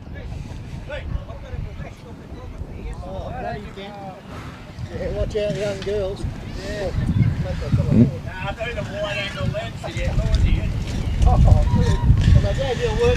What's the break I between wouldn't worry innings? about Dens. He's a bit blind. What's the break between innings? Whether you got 15 I think they're minutes or just something? 10, 15. 10. Yeah, let's get him out there. Get him out there straight away. I want to see this run chase. It'll be very exciting. So, who do you think Warren will open up with? It's been the They've been combination. DT's been opening with Rooker, I think. Oh yeah, that's pretty much like the Sunday setup. Yeah, I was going to say that's regular. Then I'd say then you got Cam Matthews, Robbie Bartlett be up there, and obviously Scotty Burns. Yeah, But I reckon would be the top 5 in which order. yeah. And then you probably got the lean man Beggsy in there for if someone can keep up with him. And he's running between wickets. Yeah. Not many can. He's usually good for 1 or 2 runouts.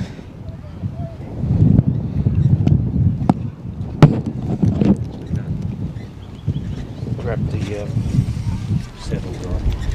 So it's a change of innings here, and that once again, just repeating the score, it's Seville after their 20 overs, 7 for 150, which means that Warren would need 151 to win, at just over 7.1 or 7.05 and over. So I think It's that's a good score. contest. It's a good score. Absolutely. Grand final. It's all set up for Yep. whoever wins it. Like really, Warranwood are going to have a lash at it, and there's prize money involved. So it's it's no Sunday game. They're out there to win. That's Michael, for sure. Seville's obviously come into the RDCA this year. How's the club handled it, you think? Seville. Yeah. To be honest, I haven't been involved. I've only been involved in the veterans competition this year, Right. so haven't had exposure to Seville at all. And the 2020, I wasn't fortunate enough to play, but I mean, obviously they've made it to the grand final, so they're not doing too badly, are they? Yeah.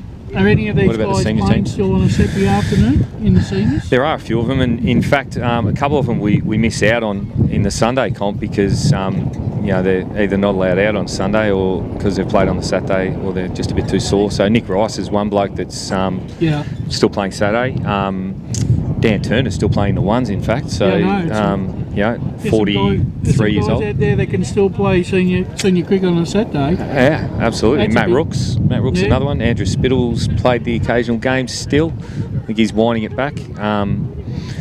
Not too many others. Adam Houghton. He's only, but I mean, again, he's just 40 and he's played twos this year and given a good account of himself. So and he's still very, very fit. So so he's another one that's still playing Saturday comp. So it certainly helps, doesn't it, when you've got blokes like that in the field. You're talking about prize money. How much does the winner get? Do you know?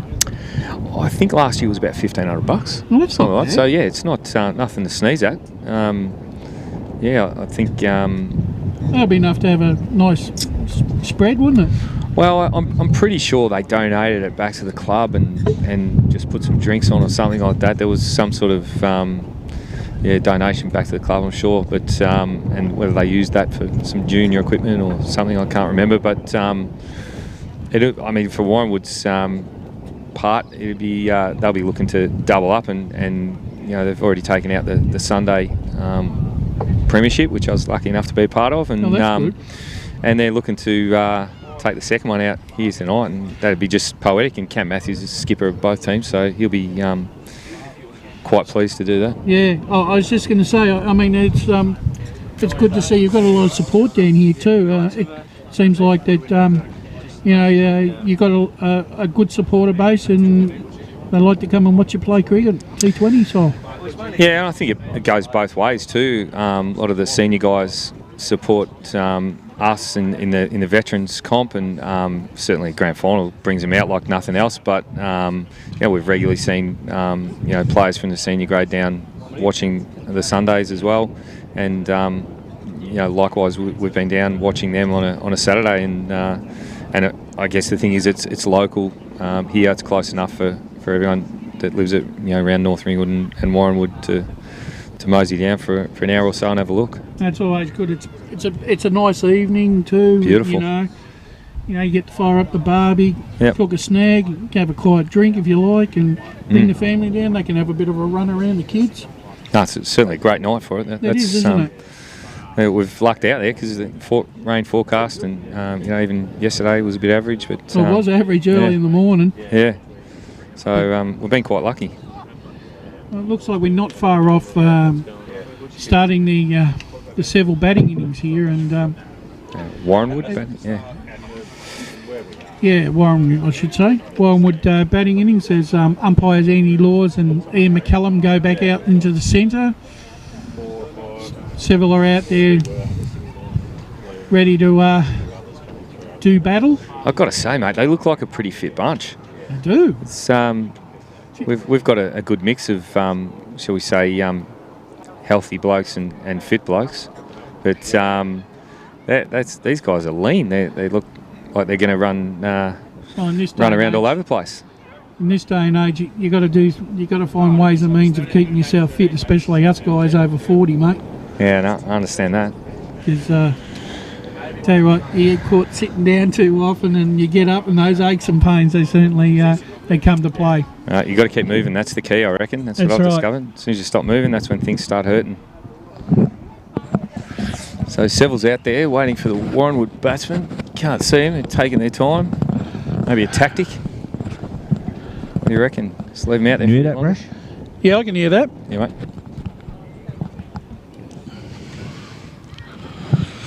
So who's going to open up the bowling here, Brash? Well, you go with your number one bowler. This is the leading wicket taker in the comp. Matty Tilney. Yep. I think probably the key here, Michael, would probably get a few early wickets, get some of their big hitters out early. Also, you'll probably be looking to do the same thing. If some of them get away, they get their 20 or 30, but they leave a few balls in the shed too. Yeah. Because that can change the momentum of the game very quickly. I mean, like I said, you had 2 or 3 guys that were around that 18 to 20 mark that were just sitting over 25 runs and they went out, and you didn't. That once again, that robs you for momentum. Well, that's the thing. If a guy's, it's almost they've got a job to do once they get to that stage. They're already got their eye in, and for another bloke to come, we've seen it late in the innings there where blokes come in and they have to go straight away, and that's when consecutive wickets fall. So, Brash? Yeah. So, yes, Dave. We got Daniel who's going to help us out with Yep. from Seville, knowing obviously his own players. If we get stuck, because there's no numbers, so we'll try and wing it. And Daniel's going to jump on and help out. We'll work it out. We'll work it out. Still waiting for the Warranwood batsman here. Robbie Bartlett and Dan Turner. Right. So Rook is back in the shed. Change it up for the final. Why not? Well, I'll put it this way. I think for the first couple of overs, you just push the ball around, get a run of ball, then start building a bit of momentum. As I was saying to Dave earlier, I think in T20 format, 120's got to be your base score that you've got to look at first, I think, and then build on top of that. Mm. Yeah, it'll be. It's going to be a really exciting run chase with these boys. Some big hitters. Obviously, got some decent bowlers in the Seville team. So yeah, it's going to be nice viewing, I think. Dan Turner's notorious for the pull shot. So if they drop short, he'll certainly be trying to hit it into next week. He's had a good season, as we talked about, Ernie, with the bat and the seniors and the ball. Dan Turner. Yeah, he has. Yeah, he just keeps getting better. He does. Well, will be one of the key players in their big clash against Basie Park in the elimination final in Wilkins this weekend. Very important, because he's a bit of a sneaker too. They don't, he doesn't bowl that quick these days, and just big in-swingers, hooping in-swingers, and just gets the wickets. So first ball, Dan Turner's got a single off that. Yeah. So he's off the mark and brings Robbie Bartlett on strike. Robbie Bartlett, very good square of the wicket. My memory serves me correctly. Yes, he is. And he hits the ball very, very hard and effortlessly. Yeah. So he gets a single off his first ball, Robbie Bartlett too. So tucks one into mid-wicket there and they take the single. So the Warranwood boys are away.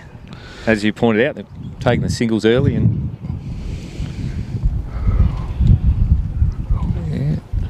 Dan Turner's plays one away to the mid-off fieldsman there and no run. You probably could have looked for a single there. Yeah, maybe. Robbie Bartlett doesn't run fast, though, I'll tell you. He will. No. Dan would get 3/4 of the way down the pitch and Robbie would be leaning on his bat. Tilney into bowl. So I don't think we'll be looking for any quick singles. That's another dot ball to Dan Turner. When you have a look at the Warranwood side, Michael, obviously current players in the senior lineup and other players that have just finished playing in seniors, it's still a good lineup, isn't it? Absolutely. Yeah, no, there's and defending champions as well. Yep. And the key there is that these, and we've found over the years it's worked well for us, obviously with the premierships that they've played in. But those kids they've played together since juniors and they've come through and they're all playing first together for the last probably 5-6 years or more. So there's a great camaraderie there. Now, we had Liz McClellan on Saturday from Warranwood. Absolute treasure she is. Absolute legend too. Yes. The amount of work she's done for Warranwood Cricket Club is awesome, isn't it? It is, and of course Mark gets paid for that in dim sims straight out of the tuck shop. Michael Walker is now coming into the attack to bowl. Good first over, that 2 runs. Yeah, it's all that's good. He looks to bowl a nice heavy ball, as they say. Yeah. So Robbie Bartlett's on strike now, and he'll be looking for one that drops short, and as you say, he'll pull or drive straight down the ground. Likes those shots, particularly on the onside.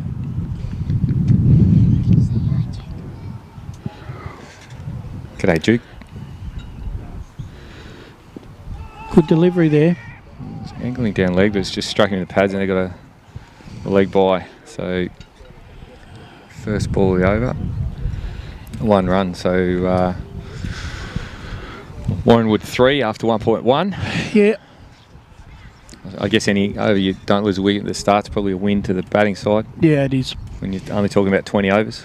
Well, as you can see, in that last It's a good last shot 5 too. That's overs, got through, that could be a and, boundary. I That is a reckon it will. boundary. Yeah, Dan Turner's driven straight down the ground. It was a very nice shot, split the fieldsman. And so That Dan over Turner by gets his first- Damien Uze, 3 wickets for 1, that really did sort of stall that momentum there from making Seville maybe hit 160, 170 really, wasn't it? Absolutely. I think we called 150 early, but Yeah. then they ended up getting there with probably, that 1 over that they missed out on. So they easily could have got to that 160 mark. Good shot there by Turner though, that was a lovely shot. Is it once again just Well, The dot yeah, ball. very good ball that one. do you know what is interesting? What I've noticed that several have done is they've opened up from this end. So therefore, the last 5 overs, one would be hitting with the wind. I wonder if that'll be key. Yeah, You know what? I reckon they're probably preying on to win the game. They're going to have to get wickets early, and if it means that they're either not bowling all of their overs or you've got the tail enders hitting with the wind, well, that's probably a bonus. Yeah. Only 10. I don't think it's a bad ploy, to be honest, especially with Robbie Bartlett out there. He seems to lift them over the boundary with ease.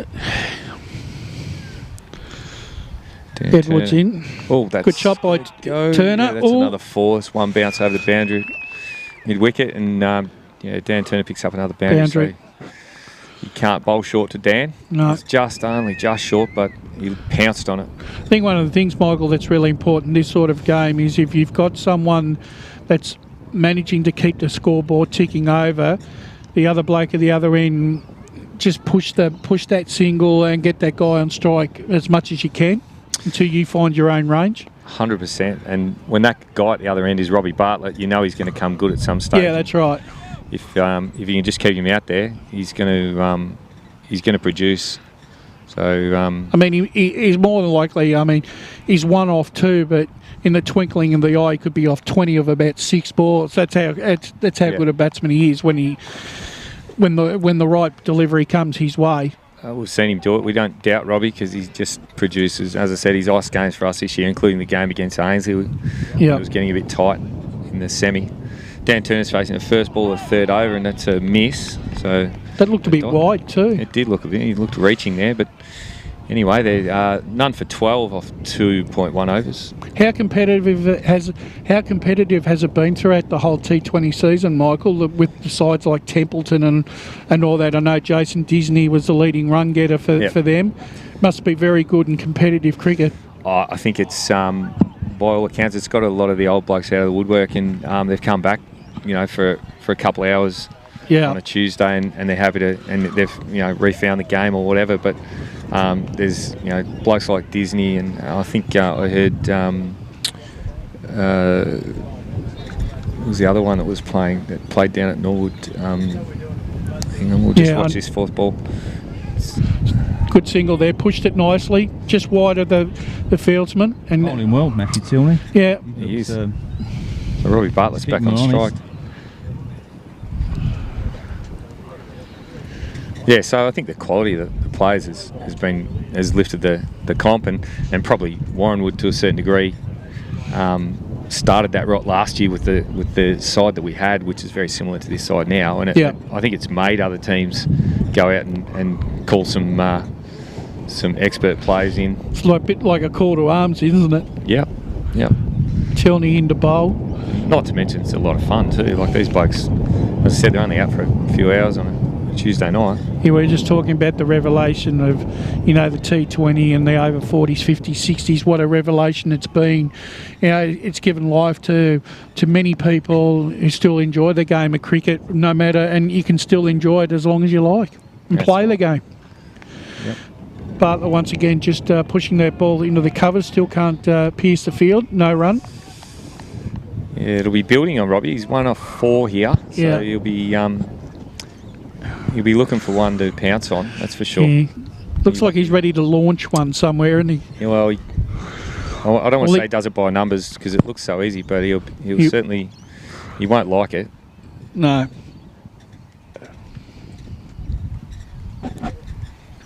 Oh, Good delivery Scott's there. right. He's bowled well here, Oh, Tilney. Yes, That's a good over again from him. terrific over. So None for 13 off 3. I think that's what it is. it is, yeah, and importantly, Warranwood still haven't lost a wicket. No. So that's key. If these guys have got, and I think Seville probably know that, if there's blokes in the shed, halfway through this game, they're in big trouble. They need to get wickets, and they need wickets in the first 5 overs. They need to. Yeah, their top liners, their Yeah. opening bowlers have got to get the wickets Yeah. Okay. Yeah, and that's. because you can't really hold them. You can't really hold them back for the last over or the last 2 overs or something. That's a, Launch that down is the that ground. a catch? It is a catch, and it's out. Gone. Yep. So Dan Turner's been caught in the deep. Yep. That's, It off, yep. and Catch, Andrew Cummins caught that. yeah, and so he's That out was a for big 11. wicket. Yeah. Big wicket. Well, it is, but it brings Cam Matthews to the crease, and that could be problematic for Seville if he gets going too, because he's another one that doesn't let us down very often. Well, he's the leading run getter so far this season for Warranwood in the T20 competition. Made a few 60s and Yeah, whatever. 65 not out, I think, in a game. Yep. So Strike rate of about 195, averaging about 68. It's pretty good at this level. very good. Cam's a absolute professional, and Looks like he he takes it very seriously. keeps himself pretty fit too. He doesn't look like there's an ounce of fat on him. Yeah, no. Hopefully he's not listening to the broadcast later and hears that. If he does, then He'll probably launch on me. haven't seen him at F45 for a few weeks. That's probably more because I haven't been there. But, no, he does keep himself fit. Cam. He does. Rides a bike, and yeah, he's very active. I can only dream. Robbie Bartlett can't get that one away either, so No. it's bowling quite tight here, and they have got that first breakthrough that they needed. Yep. So they'll be pretty, probably, one more sort of pushes the balance in Seville's favour, I reckon. At this early stage, yeah. I think this is Walker still bowling. Bartlett once again finds the gap this time around. He didn't get it real well, did he? But No, but it was enough to go to the boundary for 4. I think the bowler might have let him know that too. Robbie, won't bother Robbie. Right. I'll take a boundary any way you can give it to me. I reckon he would have had a few sledges over his career. Oh, Wouldn't bother him too much. no. He was telling us a story. He doesn't like to talk about himself, Robbie. You've got to drag him out of him, but he was telling us a story. He got dropped when he was playing at Norwood, I think, and got dropped to the 2s for disciplinary reasons, and he made 250. Oh, well, that's a good way of answering your critics, isn't it? Yeah, so... Admittedly, I think when Rob went back down to... coming back There he down goes again, Robbie. He's got that one 4. away too. So all of a sudden he's got 2 boundaries in a row, and now he's overrun a ball. Yeah. So I remember when he first came back down to the local level after playing at those high levels, playing on the different pitches. He struggled a little bit when he was down at the gully on the synthetics, different ball and that. But I think as he spent more time playing I think he's managed to. Now the proof's in the pudding. That's gone. That's it'll be a good catch actually. I'm going to back the ball here. Oh no, he's got it. catch. He's taken it. It was very windy, but Robbie's skied one up and managed to run around from mid wicket there and taken the catch. It was up there for a long time. That was Brendan Woods there, the captain, taking that catch. That was a good catch because it was swirling around up there. So they're often hard to take those. I think you had one of those in your innings too. Yeah. Okay. And that's going to bring, I would imagine, Scotty Burns to the crease, maybe? Number 20. That's Scotty Burns. Yep, Scotty Burns to the crease. So still a bit of firepower there. But 150 is a long way away at this point. Yep. 151. 2 for 21. Interesting stage. We're just coming up towards the end of the 4th over. So they're still on around that one a ball, but they've lost 2 crucial wickets. So, 1 crucial wicket. I think it's right. 2. I think it's right what you said, Mickey. That is that coming through? Yes, it is. Yeah, it's bowling this end. Those 2 balls are held up, haven't they? Yeah, they have. Definitely. Going for the Robbie was certainly on that one a bit early, but... good delivery. Oh, no. He's gone. He's giving Cam Matthews out, LB. Matthews' first That ball hurts. out for a duck. Yeah, so that's... have a look. That was a good delivery That because it hurts. pushed him onto the back foot there. Yeah, he doesn't look disappointed. No. Oh, he The got decision, at least, yeah. Yeah, Back foot. yeah, that was a good ball. That it just cut in a bit off the pitch. Anyway, and then playing back. Yep. This puts a lot of pressure on Warranwood now. Yeah. We got Beggsy coming out to bat. Number 48. Yeah, Andrew Beck. Andrew Becks. So he's an accumulator of runs, Beggsy. He'll very busy at the crease. Likes to run quick singles, which I'm not sure Burnsy will be up for. Might have to consolidate here for a little bit just to Well, he's probably a good one to come in now because he won't try and play extravagant shots. He'll try and tuck them away for singles and he'll put the pressure on the fielders. So if Scotty Burns can go with him, they could consolidate a bit. Hi, Duke. They're keeping with Tilney. They're looking to go over the kill, maybe. Yeah, I think, now that they're into the middle order, this could be, until he's bowled well in his 2 overs, I think, if he could strike here, that'd be a big blow. Absolutely.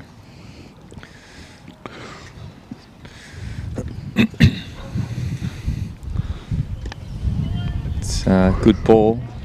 Up in the block hole there to Burns, so Burns' first ball he survived. It's really set up for Burns to put on a show here and save the game. We know he's equal to the task. He's had a lot of big scores throughout last year and this year as well, so very good player. I don't think he'll be too intimidated by what's happening out there. No, I wouldn't think so. And Beg, Three for 20 odd. I mean, when you only face 30 balls, he's probably, obviously he's got to be got to see himself in because it's key now. Tilney once again. 30. Tilney once again really pitching the ball right up, giving no width here for Burns to either cut and drive. Generating some good pace too. Yeah, that's another dot ball there. So certainly come out with a plan, Seville. They have.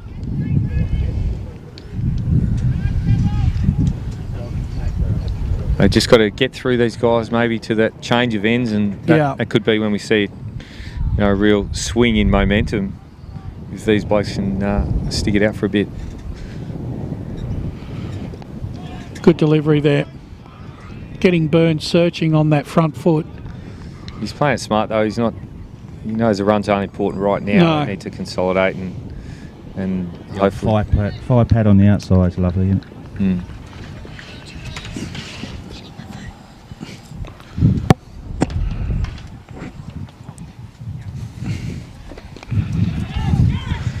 So Burns wanted the single there, but Beggs didn't want it. That's a first. Yeah, unheard of.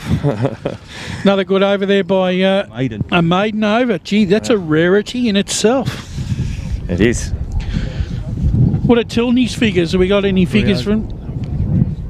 None for 3 off 3. Matty Tilney. Gee, that's good bowling.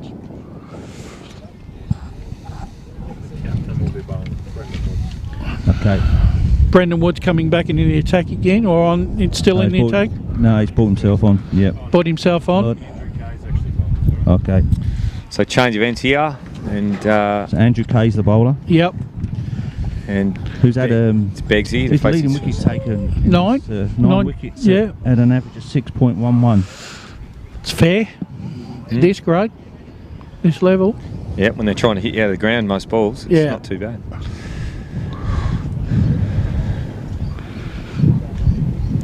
So Begsy's facing here. Yeah, it's his first delivery, I think, isn't it? First delivery? Yep. He's missed out the last couple of times he's batted. 2 times ago he stepped on his stumps, and then last game he played on. So hopefully he can sort that out tonight and put a few runs on the board for Warranwood.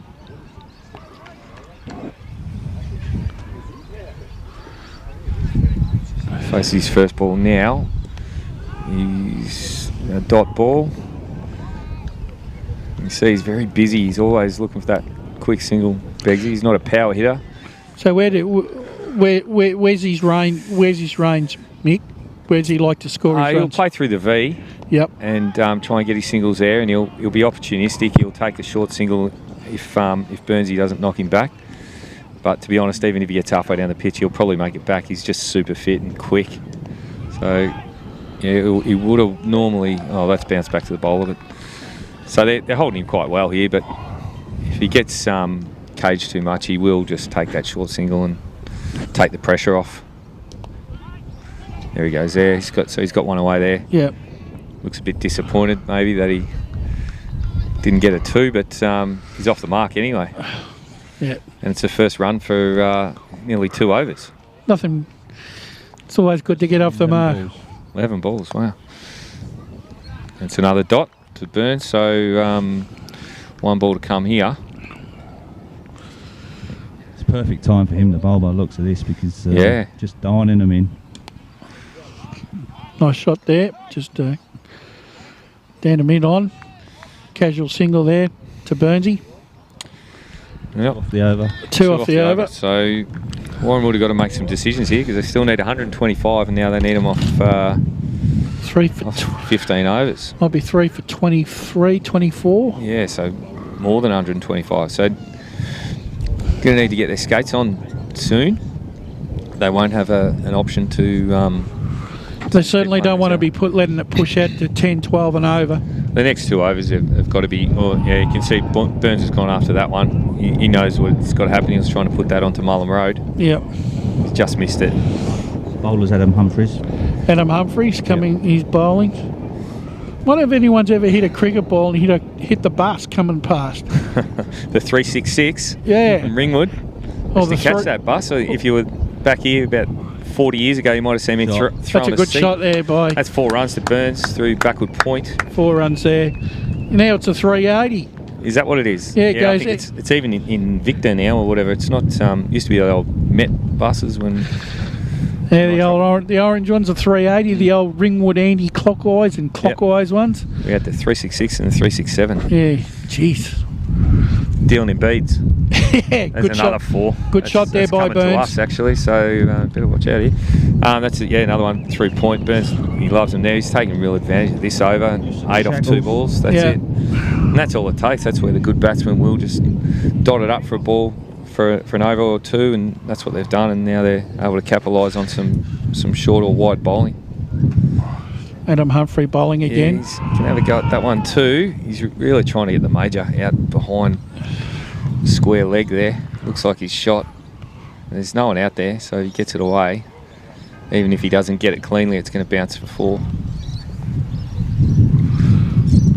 Yeah, that's gone. 4 more as well. So Good shot there by Burns. Very productive over. So 12 so far off 4 balls. So Burnsy's starting to open the shoulders. I reckon I know one guy that might be able to hit a bus from Norwood. Granny Hasty, I reckon, might be able to hit the bus from here, from the middle of the pitch. I think De Kretzer gives him a ride too. Yeah, he does.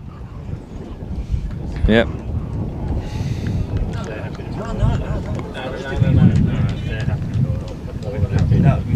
You can take this one. Yeah.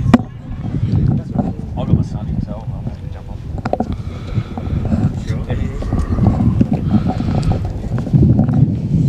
All right, I'm going to pass you over to Daniel. All right, mate. All right, Brash, you take it easy, mate. And, All right, thanks best for- of luck with the rest of the Michael. game. Thank you, mate. Michael. Cheers, Ragsy. See you, boys. See you later. Great work. Another run there to Beg. Takes him on to 2 now. Yeah, good over there for Warranwood. Yeah, it was, wasn't it? Yeah, Scotty Burns really, that's what they needed at this stage, didn't they? Andrew Kay back on again. Yeah. They're starting to. There's look like now Warren would have decided here to start hunting the runs, aren't they? Yeah. Well, with these slower bowlers, you really do need to take it to them.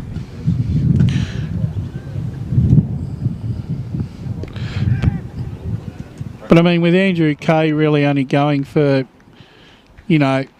averaging a run a ball over the season, that's pretty good bowling coming on in the middle order, isn't it? Oh, yeah. I think there was one game against Croydon North he took 6 for and was on a hat-trick. Jeez. So it wasn't a bad day. 6 wickets in 4 overs. No. He'd want to be souveniring the ball, would he? Well done by Beck. He's starting to find his range here and start pushing the ball around. But still, look, it comes at a stage where they still need to hold on to wickets, but they've got to score. Burns once again. Oh, that's the sun. That's the sun there, and that's another boundary there to Scotty Burns. He's started. Well, that was probably a bit lucky, I thought. Very lucky. He's moved along nicely though. He has. 19 off 7. Daniel, you're president at Seville. Yes, I am, mate. So how's it been going? With Yeah. Production coming into IDCA. Oh, it's been brilliant actually. We're over the moon with the move we've done. I think we moved at the right time. With all the uncertainty with the Yarra Valley, I think we haven't gone backwards in where we want to go to as a cricket club. I reckon he made the move at the right time, mate, the way things are going. Yeah, definitely. I reckon next year you come on to our bring yourself and someone down, maybe the captain down, come down, join the local cricket show for a chat on a Saturday morning, mate. That could be a go. We've had your counterparts. They've come down for a bit of a chat, yeah. Oh, yes. And look, they very much like yourselves. They're really happy with the move that they've made. What was it like having Nelly down there this year? Sensational. Not just his batting, but just as a person. He's a great person. He's got around all the young kids. Yeah. He's given us, helped us all with our batting as well. Because with new people to the club, it's always a bit difficult how they're going to integrate and all that. But he's been absolutely sensational. Yeah, he likes to hit the cricket ball, doesn't he? Oh yeah, he bats well. Bats well. At the moment, we have Manoj Berry bowling. Oh, yep.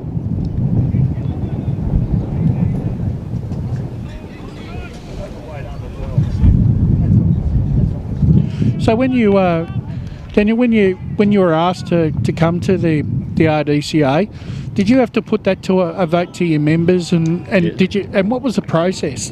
Quickly go the process to become part of it. The process to begin with was we obviously at the AGM we canvassed all the people there, but then we decided as a club that we'll canvass all members, all playing members, all life members, and juniors as well.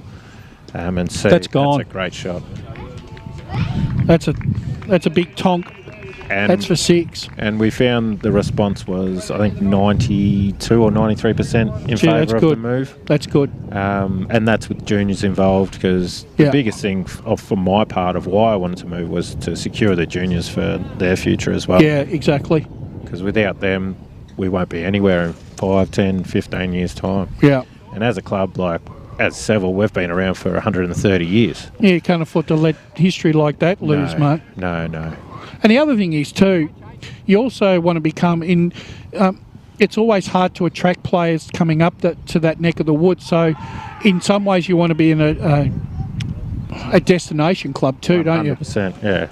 And anyone from the Yarra Valley would love to be the this focal point of where they want to go down to the line. Do you reckon Do you reckon the club might benefit from the Yarra Valley restructure? You might be able to pick up some players from. I think so, but we don't know how the restructure is going to go yet. Yeah, I know. So until that all gets finalised, because I'd say a lot of the Yarra Valley clubs would be up in the air of what they're doing as well. So. Well, the last thing you want is to see some of their clubs fall away too. Good running there too.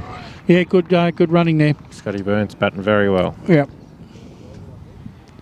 So what's he got? Nine balls left. It's You probably want to be looking at 50. Yeah. That's too That's short. gone 6. That's gone. Once again, he's just tonked that over mid-wicket for 6.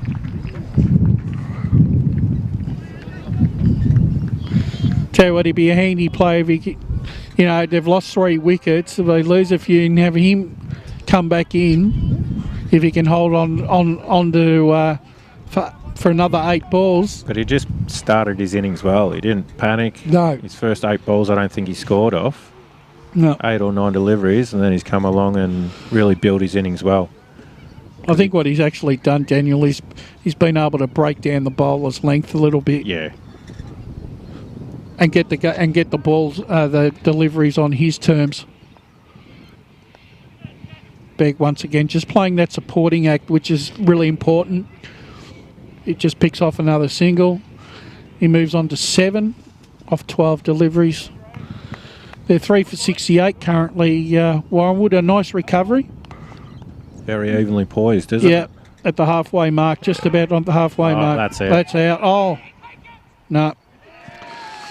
That's not good. No. yeah. Didn't look like there was a single there. No. And with Burns with You only can 7 see- balls you to can just see go. the replay. Yeah, definitely. So it's could be a bit of a double whammy here. They've lost Begg with, Burns only got 7 deliveries to face. The 2 fresh batters. 2 fresh batsmen coming in. Technically, 6 down. It's Adamusa, I think. So the- Burns really needs to bat out his balls. Yeah. Because if he can come in at the end, Yep, that's key. he can't get out in these next 7 deliveries, I don't think. Well, I've seen Adamusa when he's in form, mate. Still looks fit, doesn't he? Oh, yeah. Like I said, I have very fond memories of Adam. I was involved with the Vermont Cricket Club when he was playing at East Box Hill, and those 2 clubs were the powerhouses in the late 80s and early 90s, of which Adam was a big part of. And I tell you what, he used to open the bowling and come in at number 3, and I tell you what, I'm not joking, I've seen him he was terrorising sides. Yeah. Because he finished off at Blackburn North, Yeah. didn't he? And his brother still plays there, I think. I saw him make a ton in under 2 hours after tea, Yeah. and he just put the ball, and he didn't even give a chance. I think he made 130 not out at the end of the day. We've got Michael Walker coming back on and bowling. Yep, Yeah, he's on a hat-trick as well. yep. 2 wickets from his last 2 deliveries in his last over, so...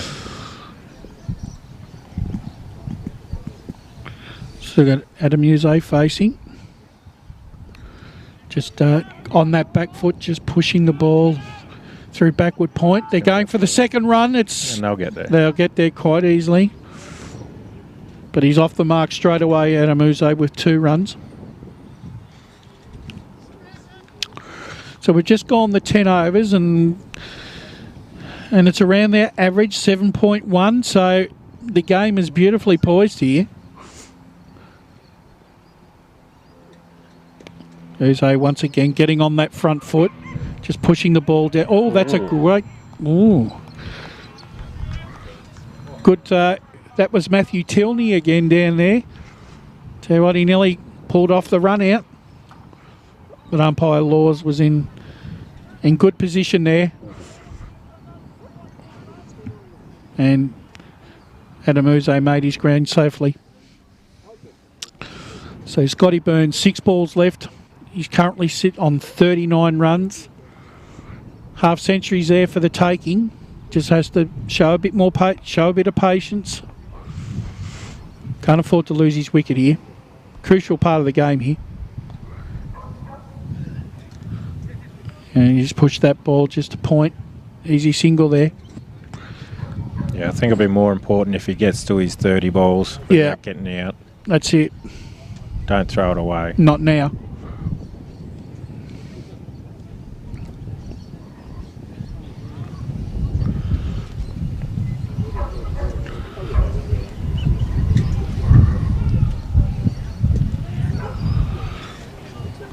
Just turn that. Is that going for 2? And they've made it quite easily. Burns just turns that ball backward a square for a couple. These two would have done a fair bit of running in there. Oh, yeah.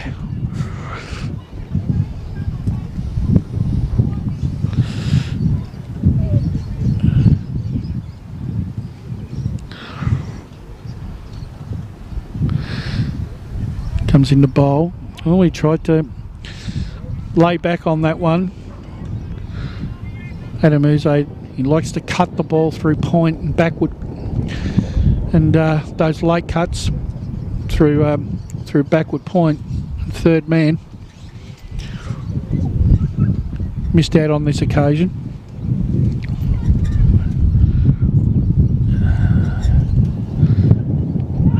There's a Peel, and again, that's a crucial wicket there. Michael Walker. Michael Walker has struck. And one of the danger men for Warranwood is out. Adam Uze, he's out LBW to Michael Walker. That's fun. Look pretty adjacent. Yeah, for 5. And once again, another twist in the tail in this game. And Warranwood now 5 for 74. We're coming towards the end of the 11th over. It's Nick Rice going into bat. Nick Rice.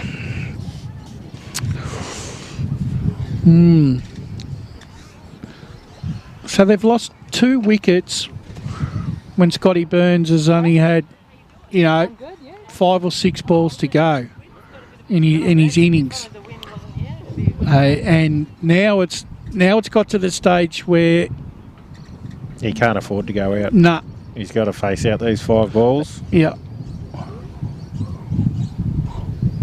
And Brendan Woods is coming on to bowl, the captain. Yep. I would say at this stage, Davey, I think Seville are in the box seat here. Oh, absolutely. I mean, even if Scott Burns retires after his 30 balls, then for him to come back in, they're going to be 9 wickets down. Yeah, and there might be too many overs left. Yeah.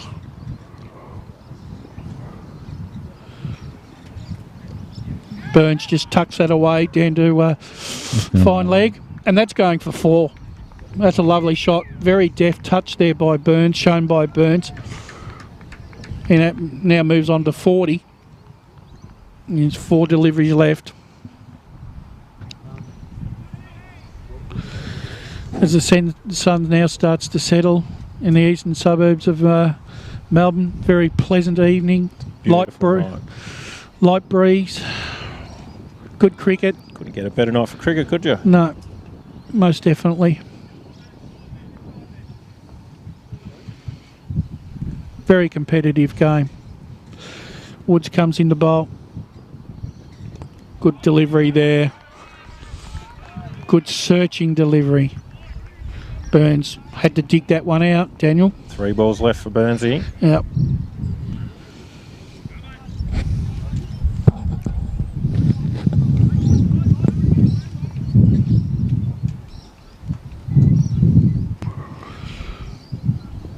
Burns once again down the wicket, pushes the ball down to mid-off for a single.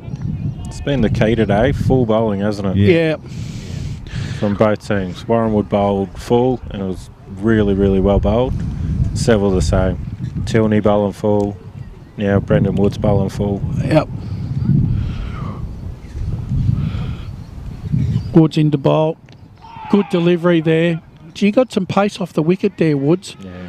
Bit of a leg bye. Oh, is that a leg bye? No. Got a little nick on that. Little nick on that. So take that. You're off the mark. He's off the mark. Nick Rice for 1. 2 balls left in Scotty Burns' innings. He's facing up to Woods. Comes in the bowl. And just pushing that one away for a single. Woods made good ground to it, but just still wasn't enough to affect a run out here, though. No. Last ball and he's over. Yep. It's been a good start from him. Yep.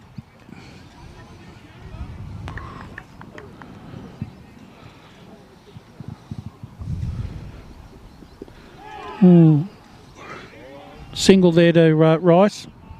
Leg by. Leg by. That's his over. Yep. So that's that 12 gone. Yep. 5 for 81 off 12. So there's still 70 runs to get off 8 overs. So we're looking at, we're now up to around 9 and over. Yep.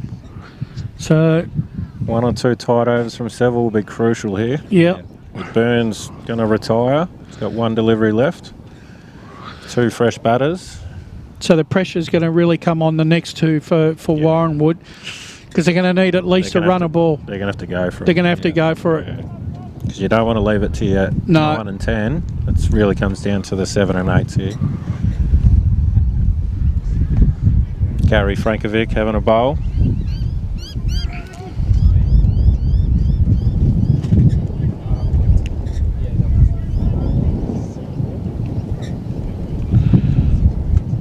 I have to say, both captains have used their bowling attacks really well in this innings. Yeah.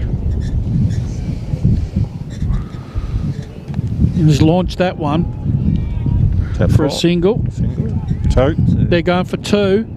Great running. Very good running there by Scotty Burns.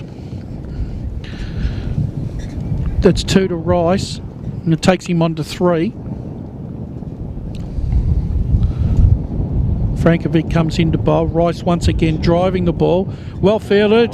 Great fielding. They get 2, but it's definitely saved 2.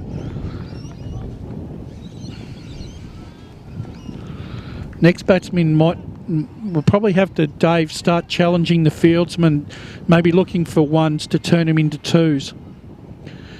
Once again, these outside edge there, but didn't go anywhere, but they eked out a single. Yep. Umpire Andy Law signalling a leg by.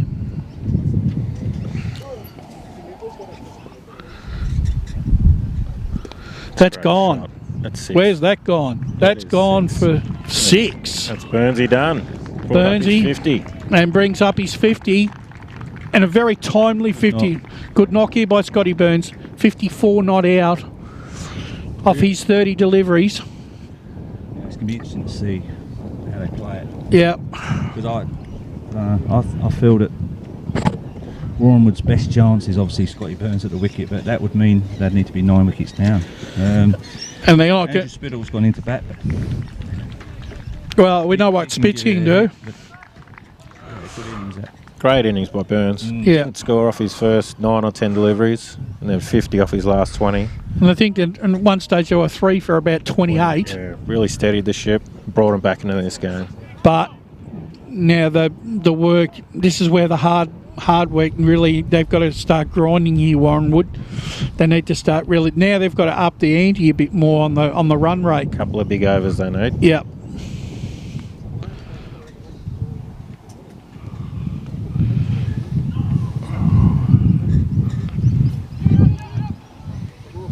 Daniel, it's all right to have the big hitters, but they're not going to hit every ball for 4. No. So they're going to have to they have to manufacture things. Another single there for 2 for Rice. 4. No, it's 4. 4. Very handy boundary there by Nick Rice. It's been a big over. Yeah, it has been. I think 14 or 15 off it. Yep. It's what they needed at this stage. Yep.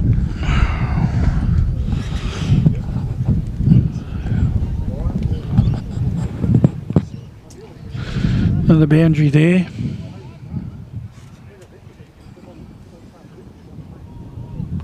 And Woods will be bowling again. Yeah. Obviously, with Seville not playing finals in Newey this year, Daniel, who do you think is going to win Newey Plate this year? On your opinion, I think St Andrews is a great chance. Yep. But I think the 4 teams across the board can win it on any day. Fair enough. South Warranwood with players like Andy Solomons who Yep. can turn the game in. He can make 50 off 20 bowls. Like Croydon North with their opening bowlers and Finlay, one of the best bats in the league, and of course Mount Evelyn, who have been probably the strongest team. Chad Witherden's had a really good season with the ball for Mount Evelyn. You got Kane Jones, who always bowls, bats well. And one guy that's probably been a bit forgotten, but also he's probably well overdue for a big score, is Josh Barrett from South Warranwood. Once again, Andrew Spittle getting on that front foot, that big front foot down the pitch, couldn't pierce the field for a single. So there's some match winners in every team. So it's going to be an exciting final series, isn't it? Any team can win it from here on out. Woods into bowl. Spittle once again just hit that ball, well fielded, and they only get a single. Oh, they could get 2 here. But No. They probably backed up a bit too far. I don't think Andrew would have made it back for the second, Ragsy. No. The evergreen. Yes, the evergreen. Use that word a lot in vets cricket. Yeah, we do.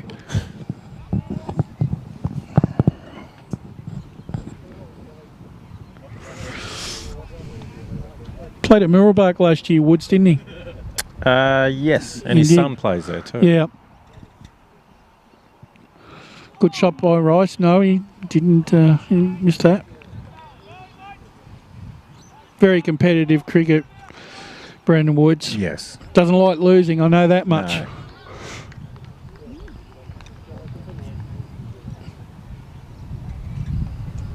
Do you play yourself, Daniel? Yeah.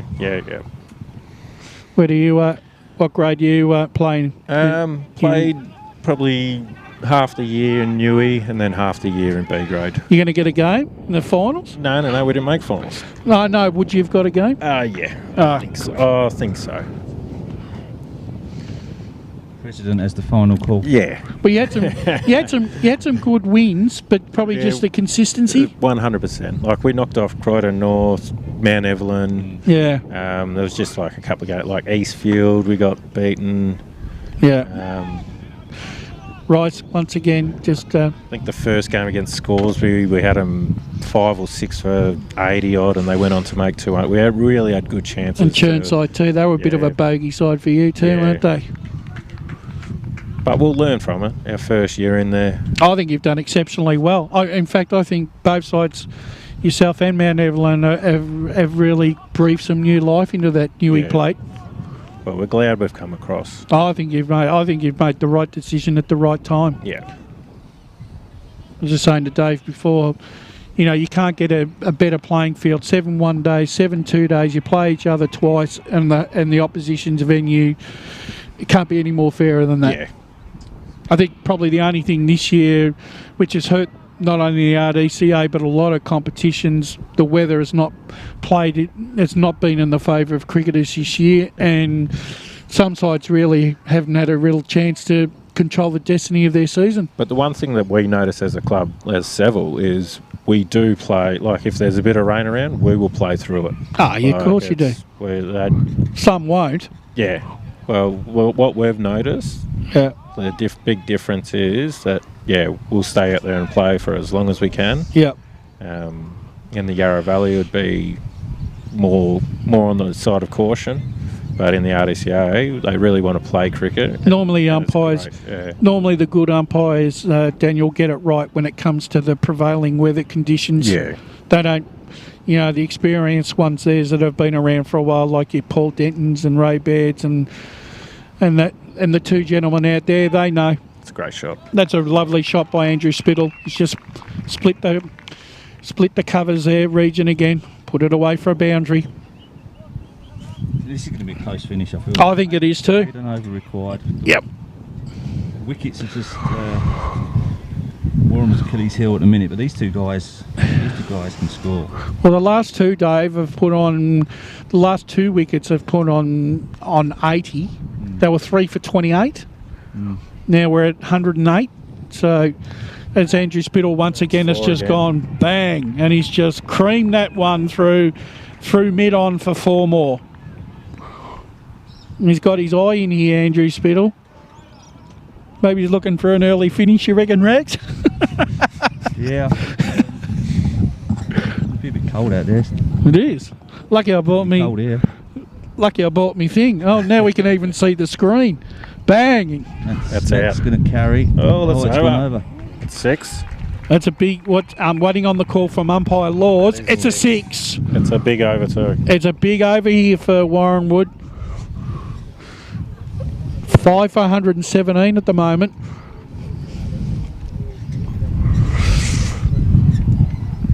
Andrew Spittle, he's on 16 off 7, looking to take the game away here from Seville. And he's gone bang again, and he's gone over mid on again, and that's another big one. That's 6. Gee, this is more excitement than I've had in a week. Down to 28, we're quiet now. Yeah, no, he's all of a sudden. Back to 7 and over. Yeah. With the ball to go. 1 delivery to go. Can he go again? Yeah, will he take him on? He's gone bang again, and he's done it. It's even bigger, and it's gone. 29. Another big shot by Andrew Spittle, and it's gone over the cones for another big one. 6 more. 27 off that over. 27 runs off that over, and Andrew Spittle has turned this game on its edge here and put Warranwood, I should say, back in the driver's seat. 5 overs left, 5 for 129, requiring 22 to win. And he's brought that down to 4 and over here. I think Seville will head back to might have Tildy. Yeah, Tilney. Walker. They've probably got an over each left. Yeah, I think Woods might have 2. Yeah. Tilney would have 1. Walker would have 1. And I think Woods is coming back on now. Yeah.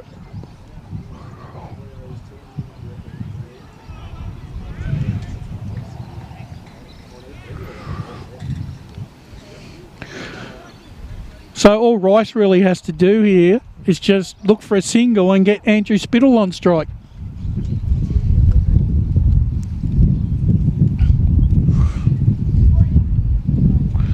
Woods coming into bowl. We're into the 16th over here. He's just turned that off his feet, legs here, and that's gone down for 4 runs. And all of a sudden, Warranwood are racing to victory.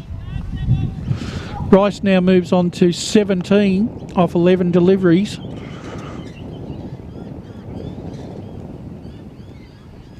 Incredible turnaround the last 3 overs. Considering they were 3 for 28. And Tilney had bowled 3 overs for 3. Woods into bowl.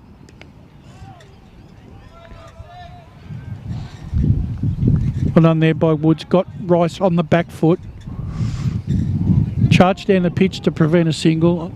That's what you like about a guy like Woods. He's competitive to the last delivery, isn't he? Yeah, he will charge in all day.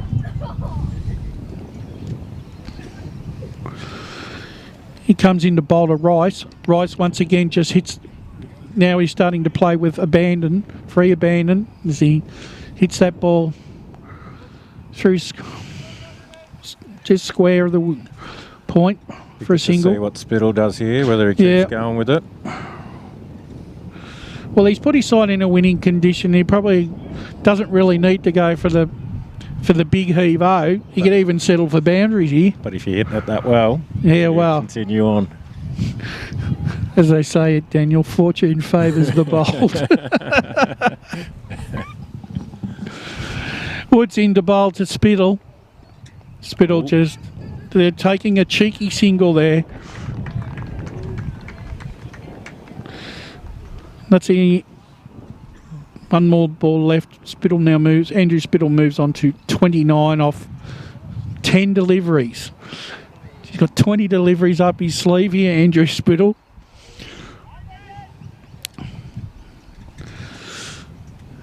Nick Rice in the bowl. He hits the ball. That's a great shot for a single. Oh.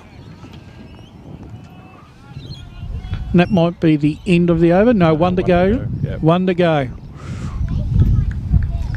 As the lights come on here at Mullum,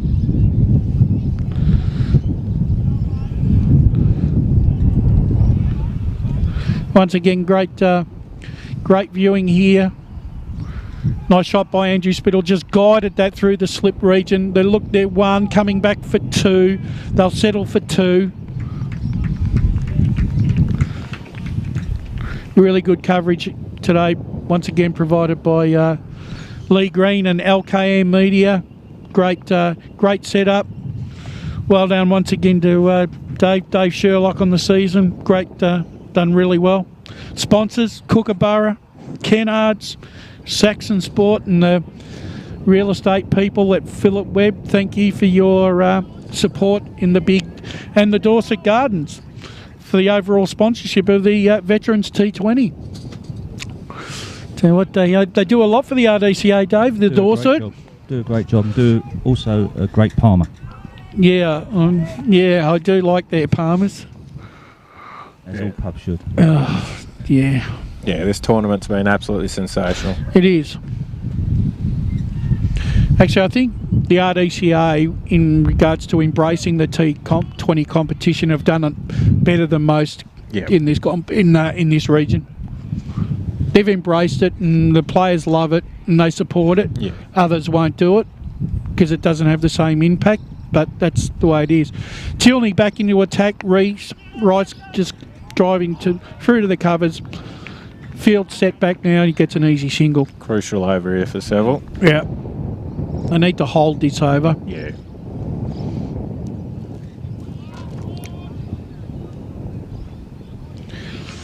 Field of view around again today, Dave. Take Joe and Joe Ferry taking some fantastic photos, which I'm sure will be up on the RDCA website very quickly.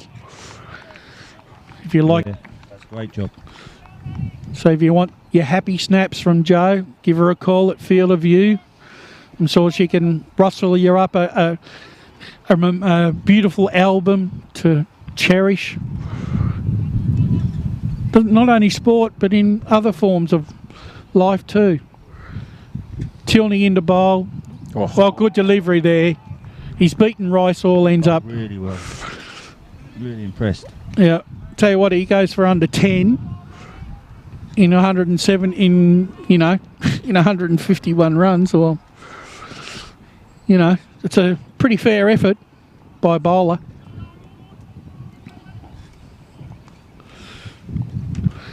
He comes into bowl with 3 left. Is a catch? He's gone. Oh, no. Dropped him. Fozzie. He's dropped him.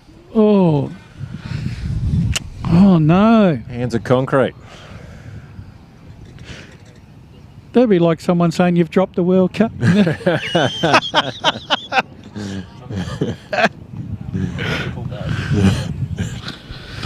Umpire Paul Denton there just showing us how he would have done it.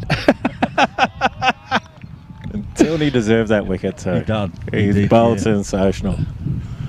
Yeah. You'll have to owe him a couple of beers, I reckon. I think Paul likes yeah, I don't know what he likes. I think he's not a wino. I think he likes a nice quiet bourbon, I think, Denty. Andrew Spittle just once again just dabbing that ball through the slip region for a comfortable signal. All of a sudden the temperature's probably dropped about 5 degrees and I'm starting to feel cold.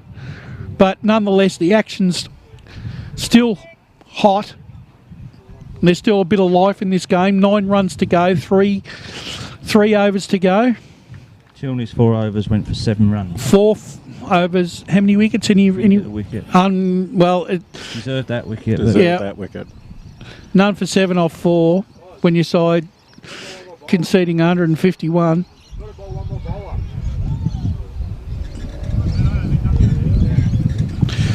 Michael Walker back on. Michael Walker back into the attack. I think he's taken 3 wickets, 3 or 4 wickets. 9 runs to get here for Warranwood to go back to back. Andrew Spittle at the crease. He's on 33 off 14 deliveries. He's just turned that one behind square for an easy single.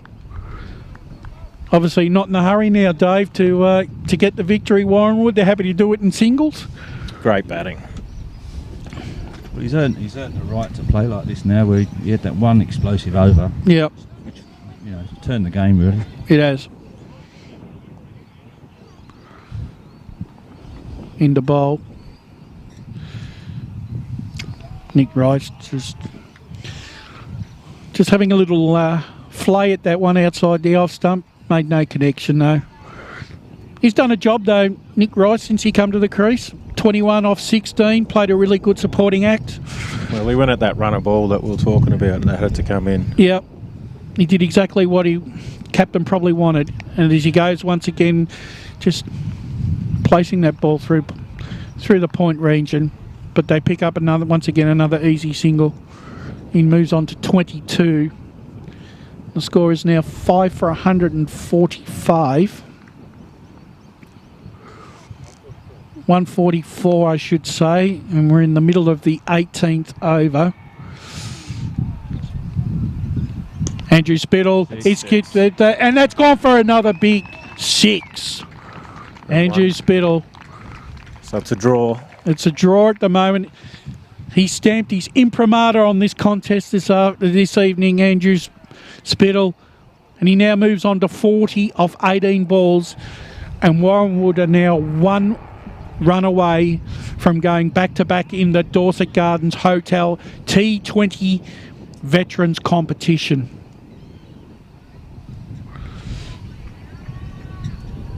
And there it is. It's all over. And Andrew Spittle puts the exclamation Incredible hitting. Incredible. point on this victory with a 6 off the last ball, and Warranwood are premiers. Well done to Warranwood. That was a great game of T20. It was. Seville were in that game for So long. You know, barring that one over. Yeah. Spittle took 28, I think it was.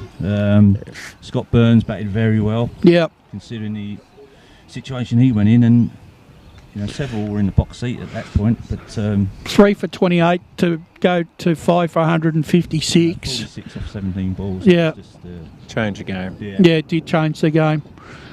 Nick Rice, great supporting act there. Once again, 22 runs off 19.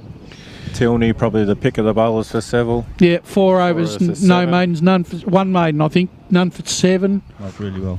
He bowled really well. What a great game of cricket. It was. Do we have to pick a man of the match, do we? No, the umpires do that. Do you think it's a fait accompli that Andrew Spittle might get the chocolates, you reckon, Dave? Oh yeah. Pretty hard man to bet against. Yeah, Spittle. I mean, Scott Burns' innings was just Yeah. crucial though. Yeah, crucial. Like when he went in, 3 for not many. Yeah. And as Daniel said, like batted, probably scored 1 run off his first 8 balls, something like that.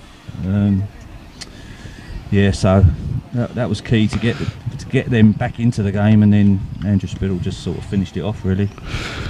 So obviously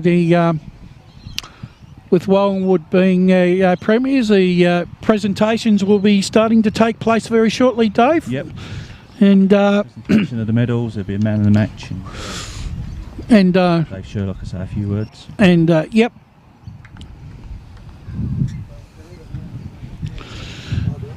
And job well done there by the scorers, because they would have been scoring for their lives on that Andrew Spittle oval. And a thanks to the umpires. Yeah. Done a great Sensational. job. Andy Dawes and Ian McCallum. Well done to Norwood for hosting it as well. Yeah.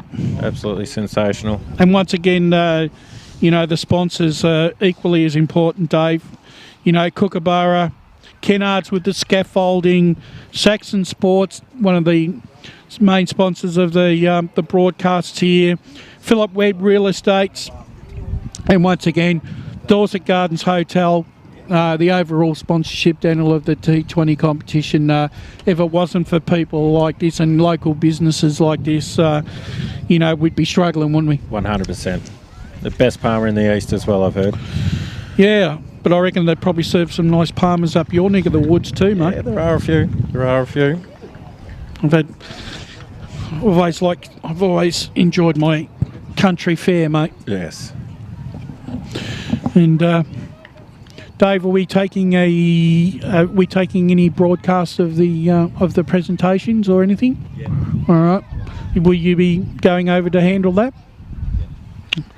Our man Dave Raggett is going to go over to the proceedings, handle all the proceedings. Daniel, absolute pleasure having you joining us here from the in the broadcast this afternoon.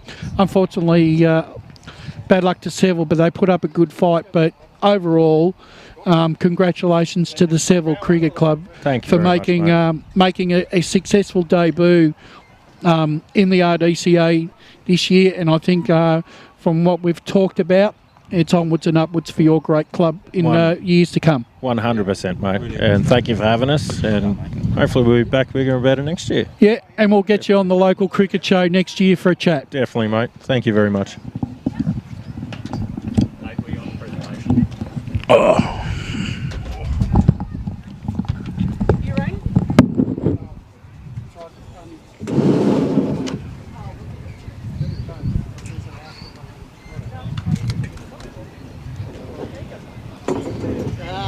You ready? You just want the man of the match? Yeah. Andy Spittle? Yeah. Is that what it is? Yeah.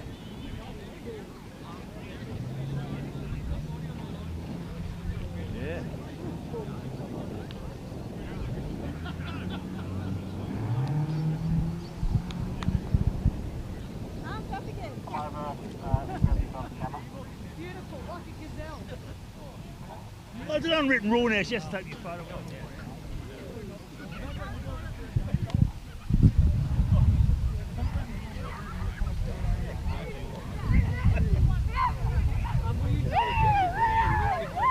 I'll check that in the box. Don't leave too much.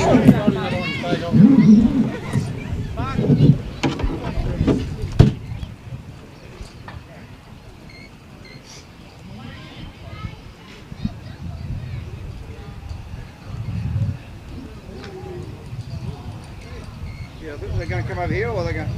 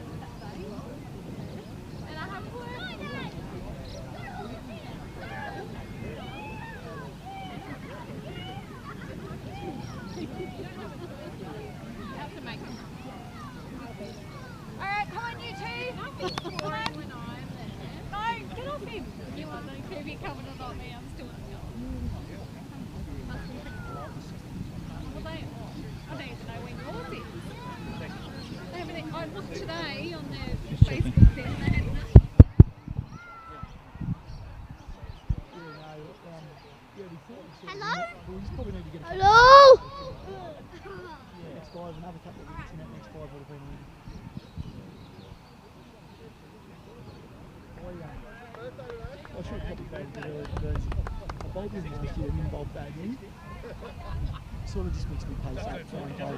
Well, we was expecting a short one, but I won by a short one because I bowled one short last week and got on.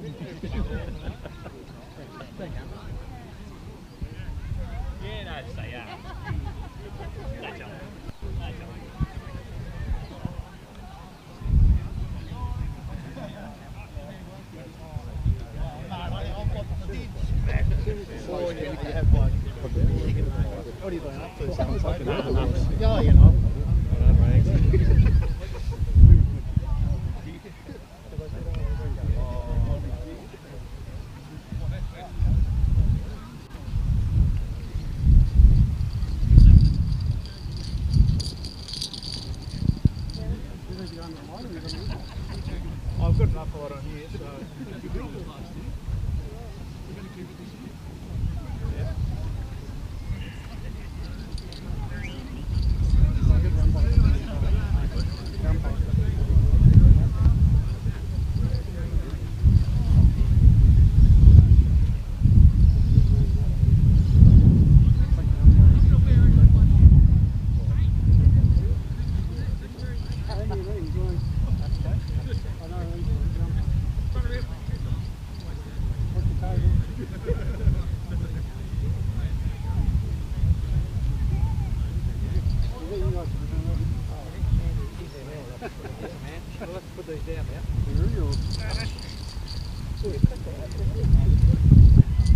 Okay, thank you, ladies and gentlemen, for coming to Dorset Gardens T20 Grand Final. A great game of cricket, ebbed and flowed throughout the competition as well.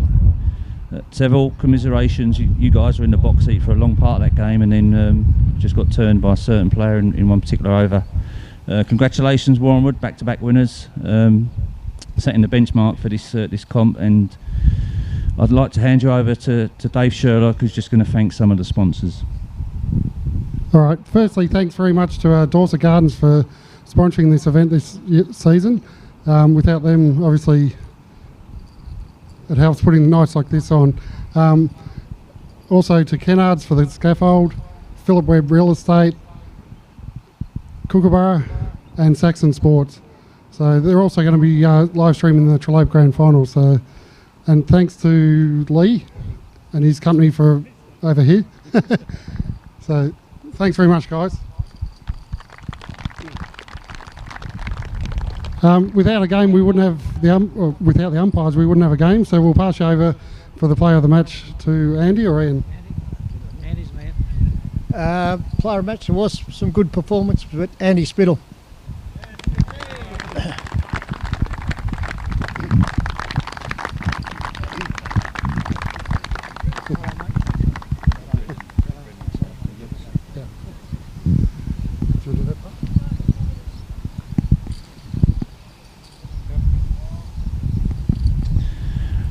Okay, so if we could just have Brendan Woods come up and say a few words. Thanks, Brendan. Firstly, thank you very much to the sponsors. Thanks very much to the Norwood Cricket Club for allowing us to play tonight. It's a magnificent surface. Thanks to the RDCA, this is a fantastic initiative, and we really appreciate being a part of it. Commiserations to our boys, they fought it out well. We played 4 real good games, just not quite good enough tonight. Obviously, congratulations to Warranwood. Great side. Well done, Cam. Enjoy the celebrations. Thank you. Oh, thanks to the umpires too. You boys did a great job. Okay, if we call up Cam, say a few words on behalf of Cam Matthews. First of all, on behalf of Warranwood, also like to thank Norwood. It was our home ground tonight, but thanks Norwood for looking after the boys. Really good facilities. Look forward to getting up and having a beer. Well done to the umps. Good job throughout the 3 home and away and the 2 finals as well. So thank you for your efforts. To Seville, first year in the comp. We thought you boys probably had the game as well at 14 or 15 over mark. You're in the box seat. But it's amazing how quickly this game can change, and it did in 1 or 2 overs. But well done. Obviously a terrific first season. Great that you're a part of the competition. We look forward to locking horns with you again over the next few years. So well done, boys. And well done to our lads. So I think we've been in some tough situations throughout probably all 5 games, to be honest. and just found a way. So shows that we've got some pretty good depth that are happy to come along and play some Vets T20 cricket. Good to be a part of it with you lads and to enjoy a beer every Tuesday night. So well done boys, congratulations. Do you want to pull up your players? Probably should thank the RDCA as well. So Shirl's just given me a nudge to thank him. But thanks to you guys. We said the same last year. It's a great concept. We love playing Vets cricket on a Sunday, but this is just something a little bit different. You can see by how many teams that are entering into the competition and getting out, enjoying playing some cricket together. So well done to you guys. Terrific effort. And hopefully we get more and more teams into the future supporting this style of cricket. All right, I'm going to go with our scorer first because I forgot a couple of Sundays ago. So to Gregor, thanks mate for your 5 games getting us over the line.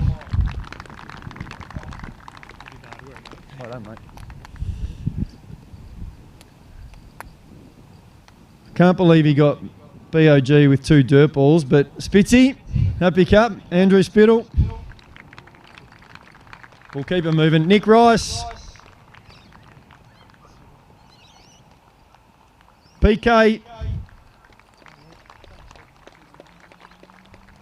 Ooze. I'm going with nicknames, that's all right, I hope. Wombat. Well done, Burnsy.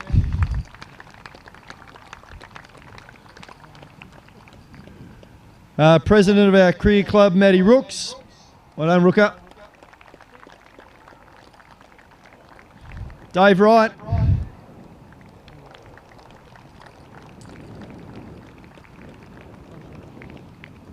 Egger. They just said you did bugger all. Begsy.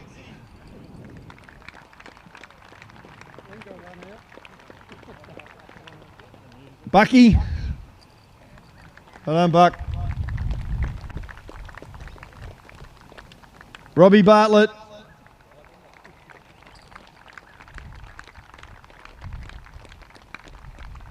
And DT.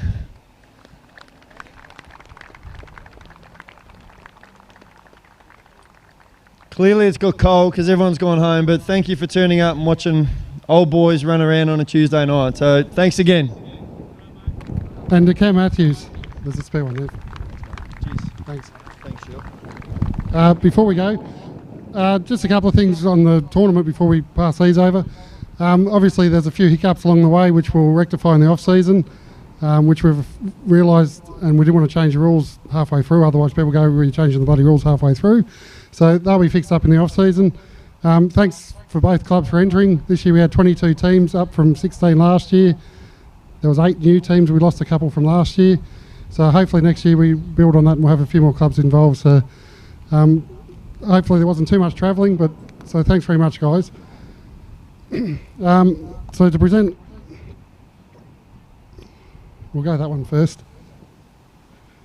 So the prize money, which 3rd and 4th place, which won their pools, finished up with $400 each, which was Templeton and Wonga Park.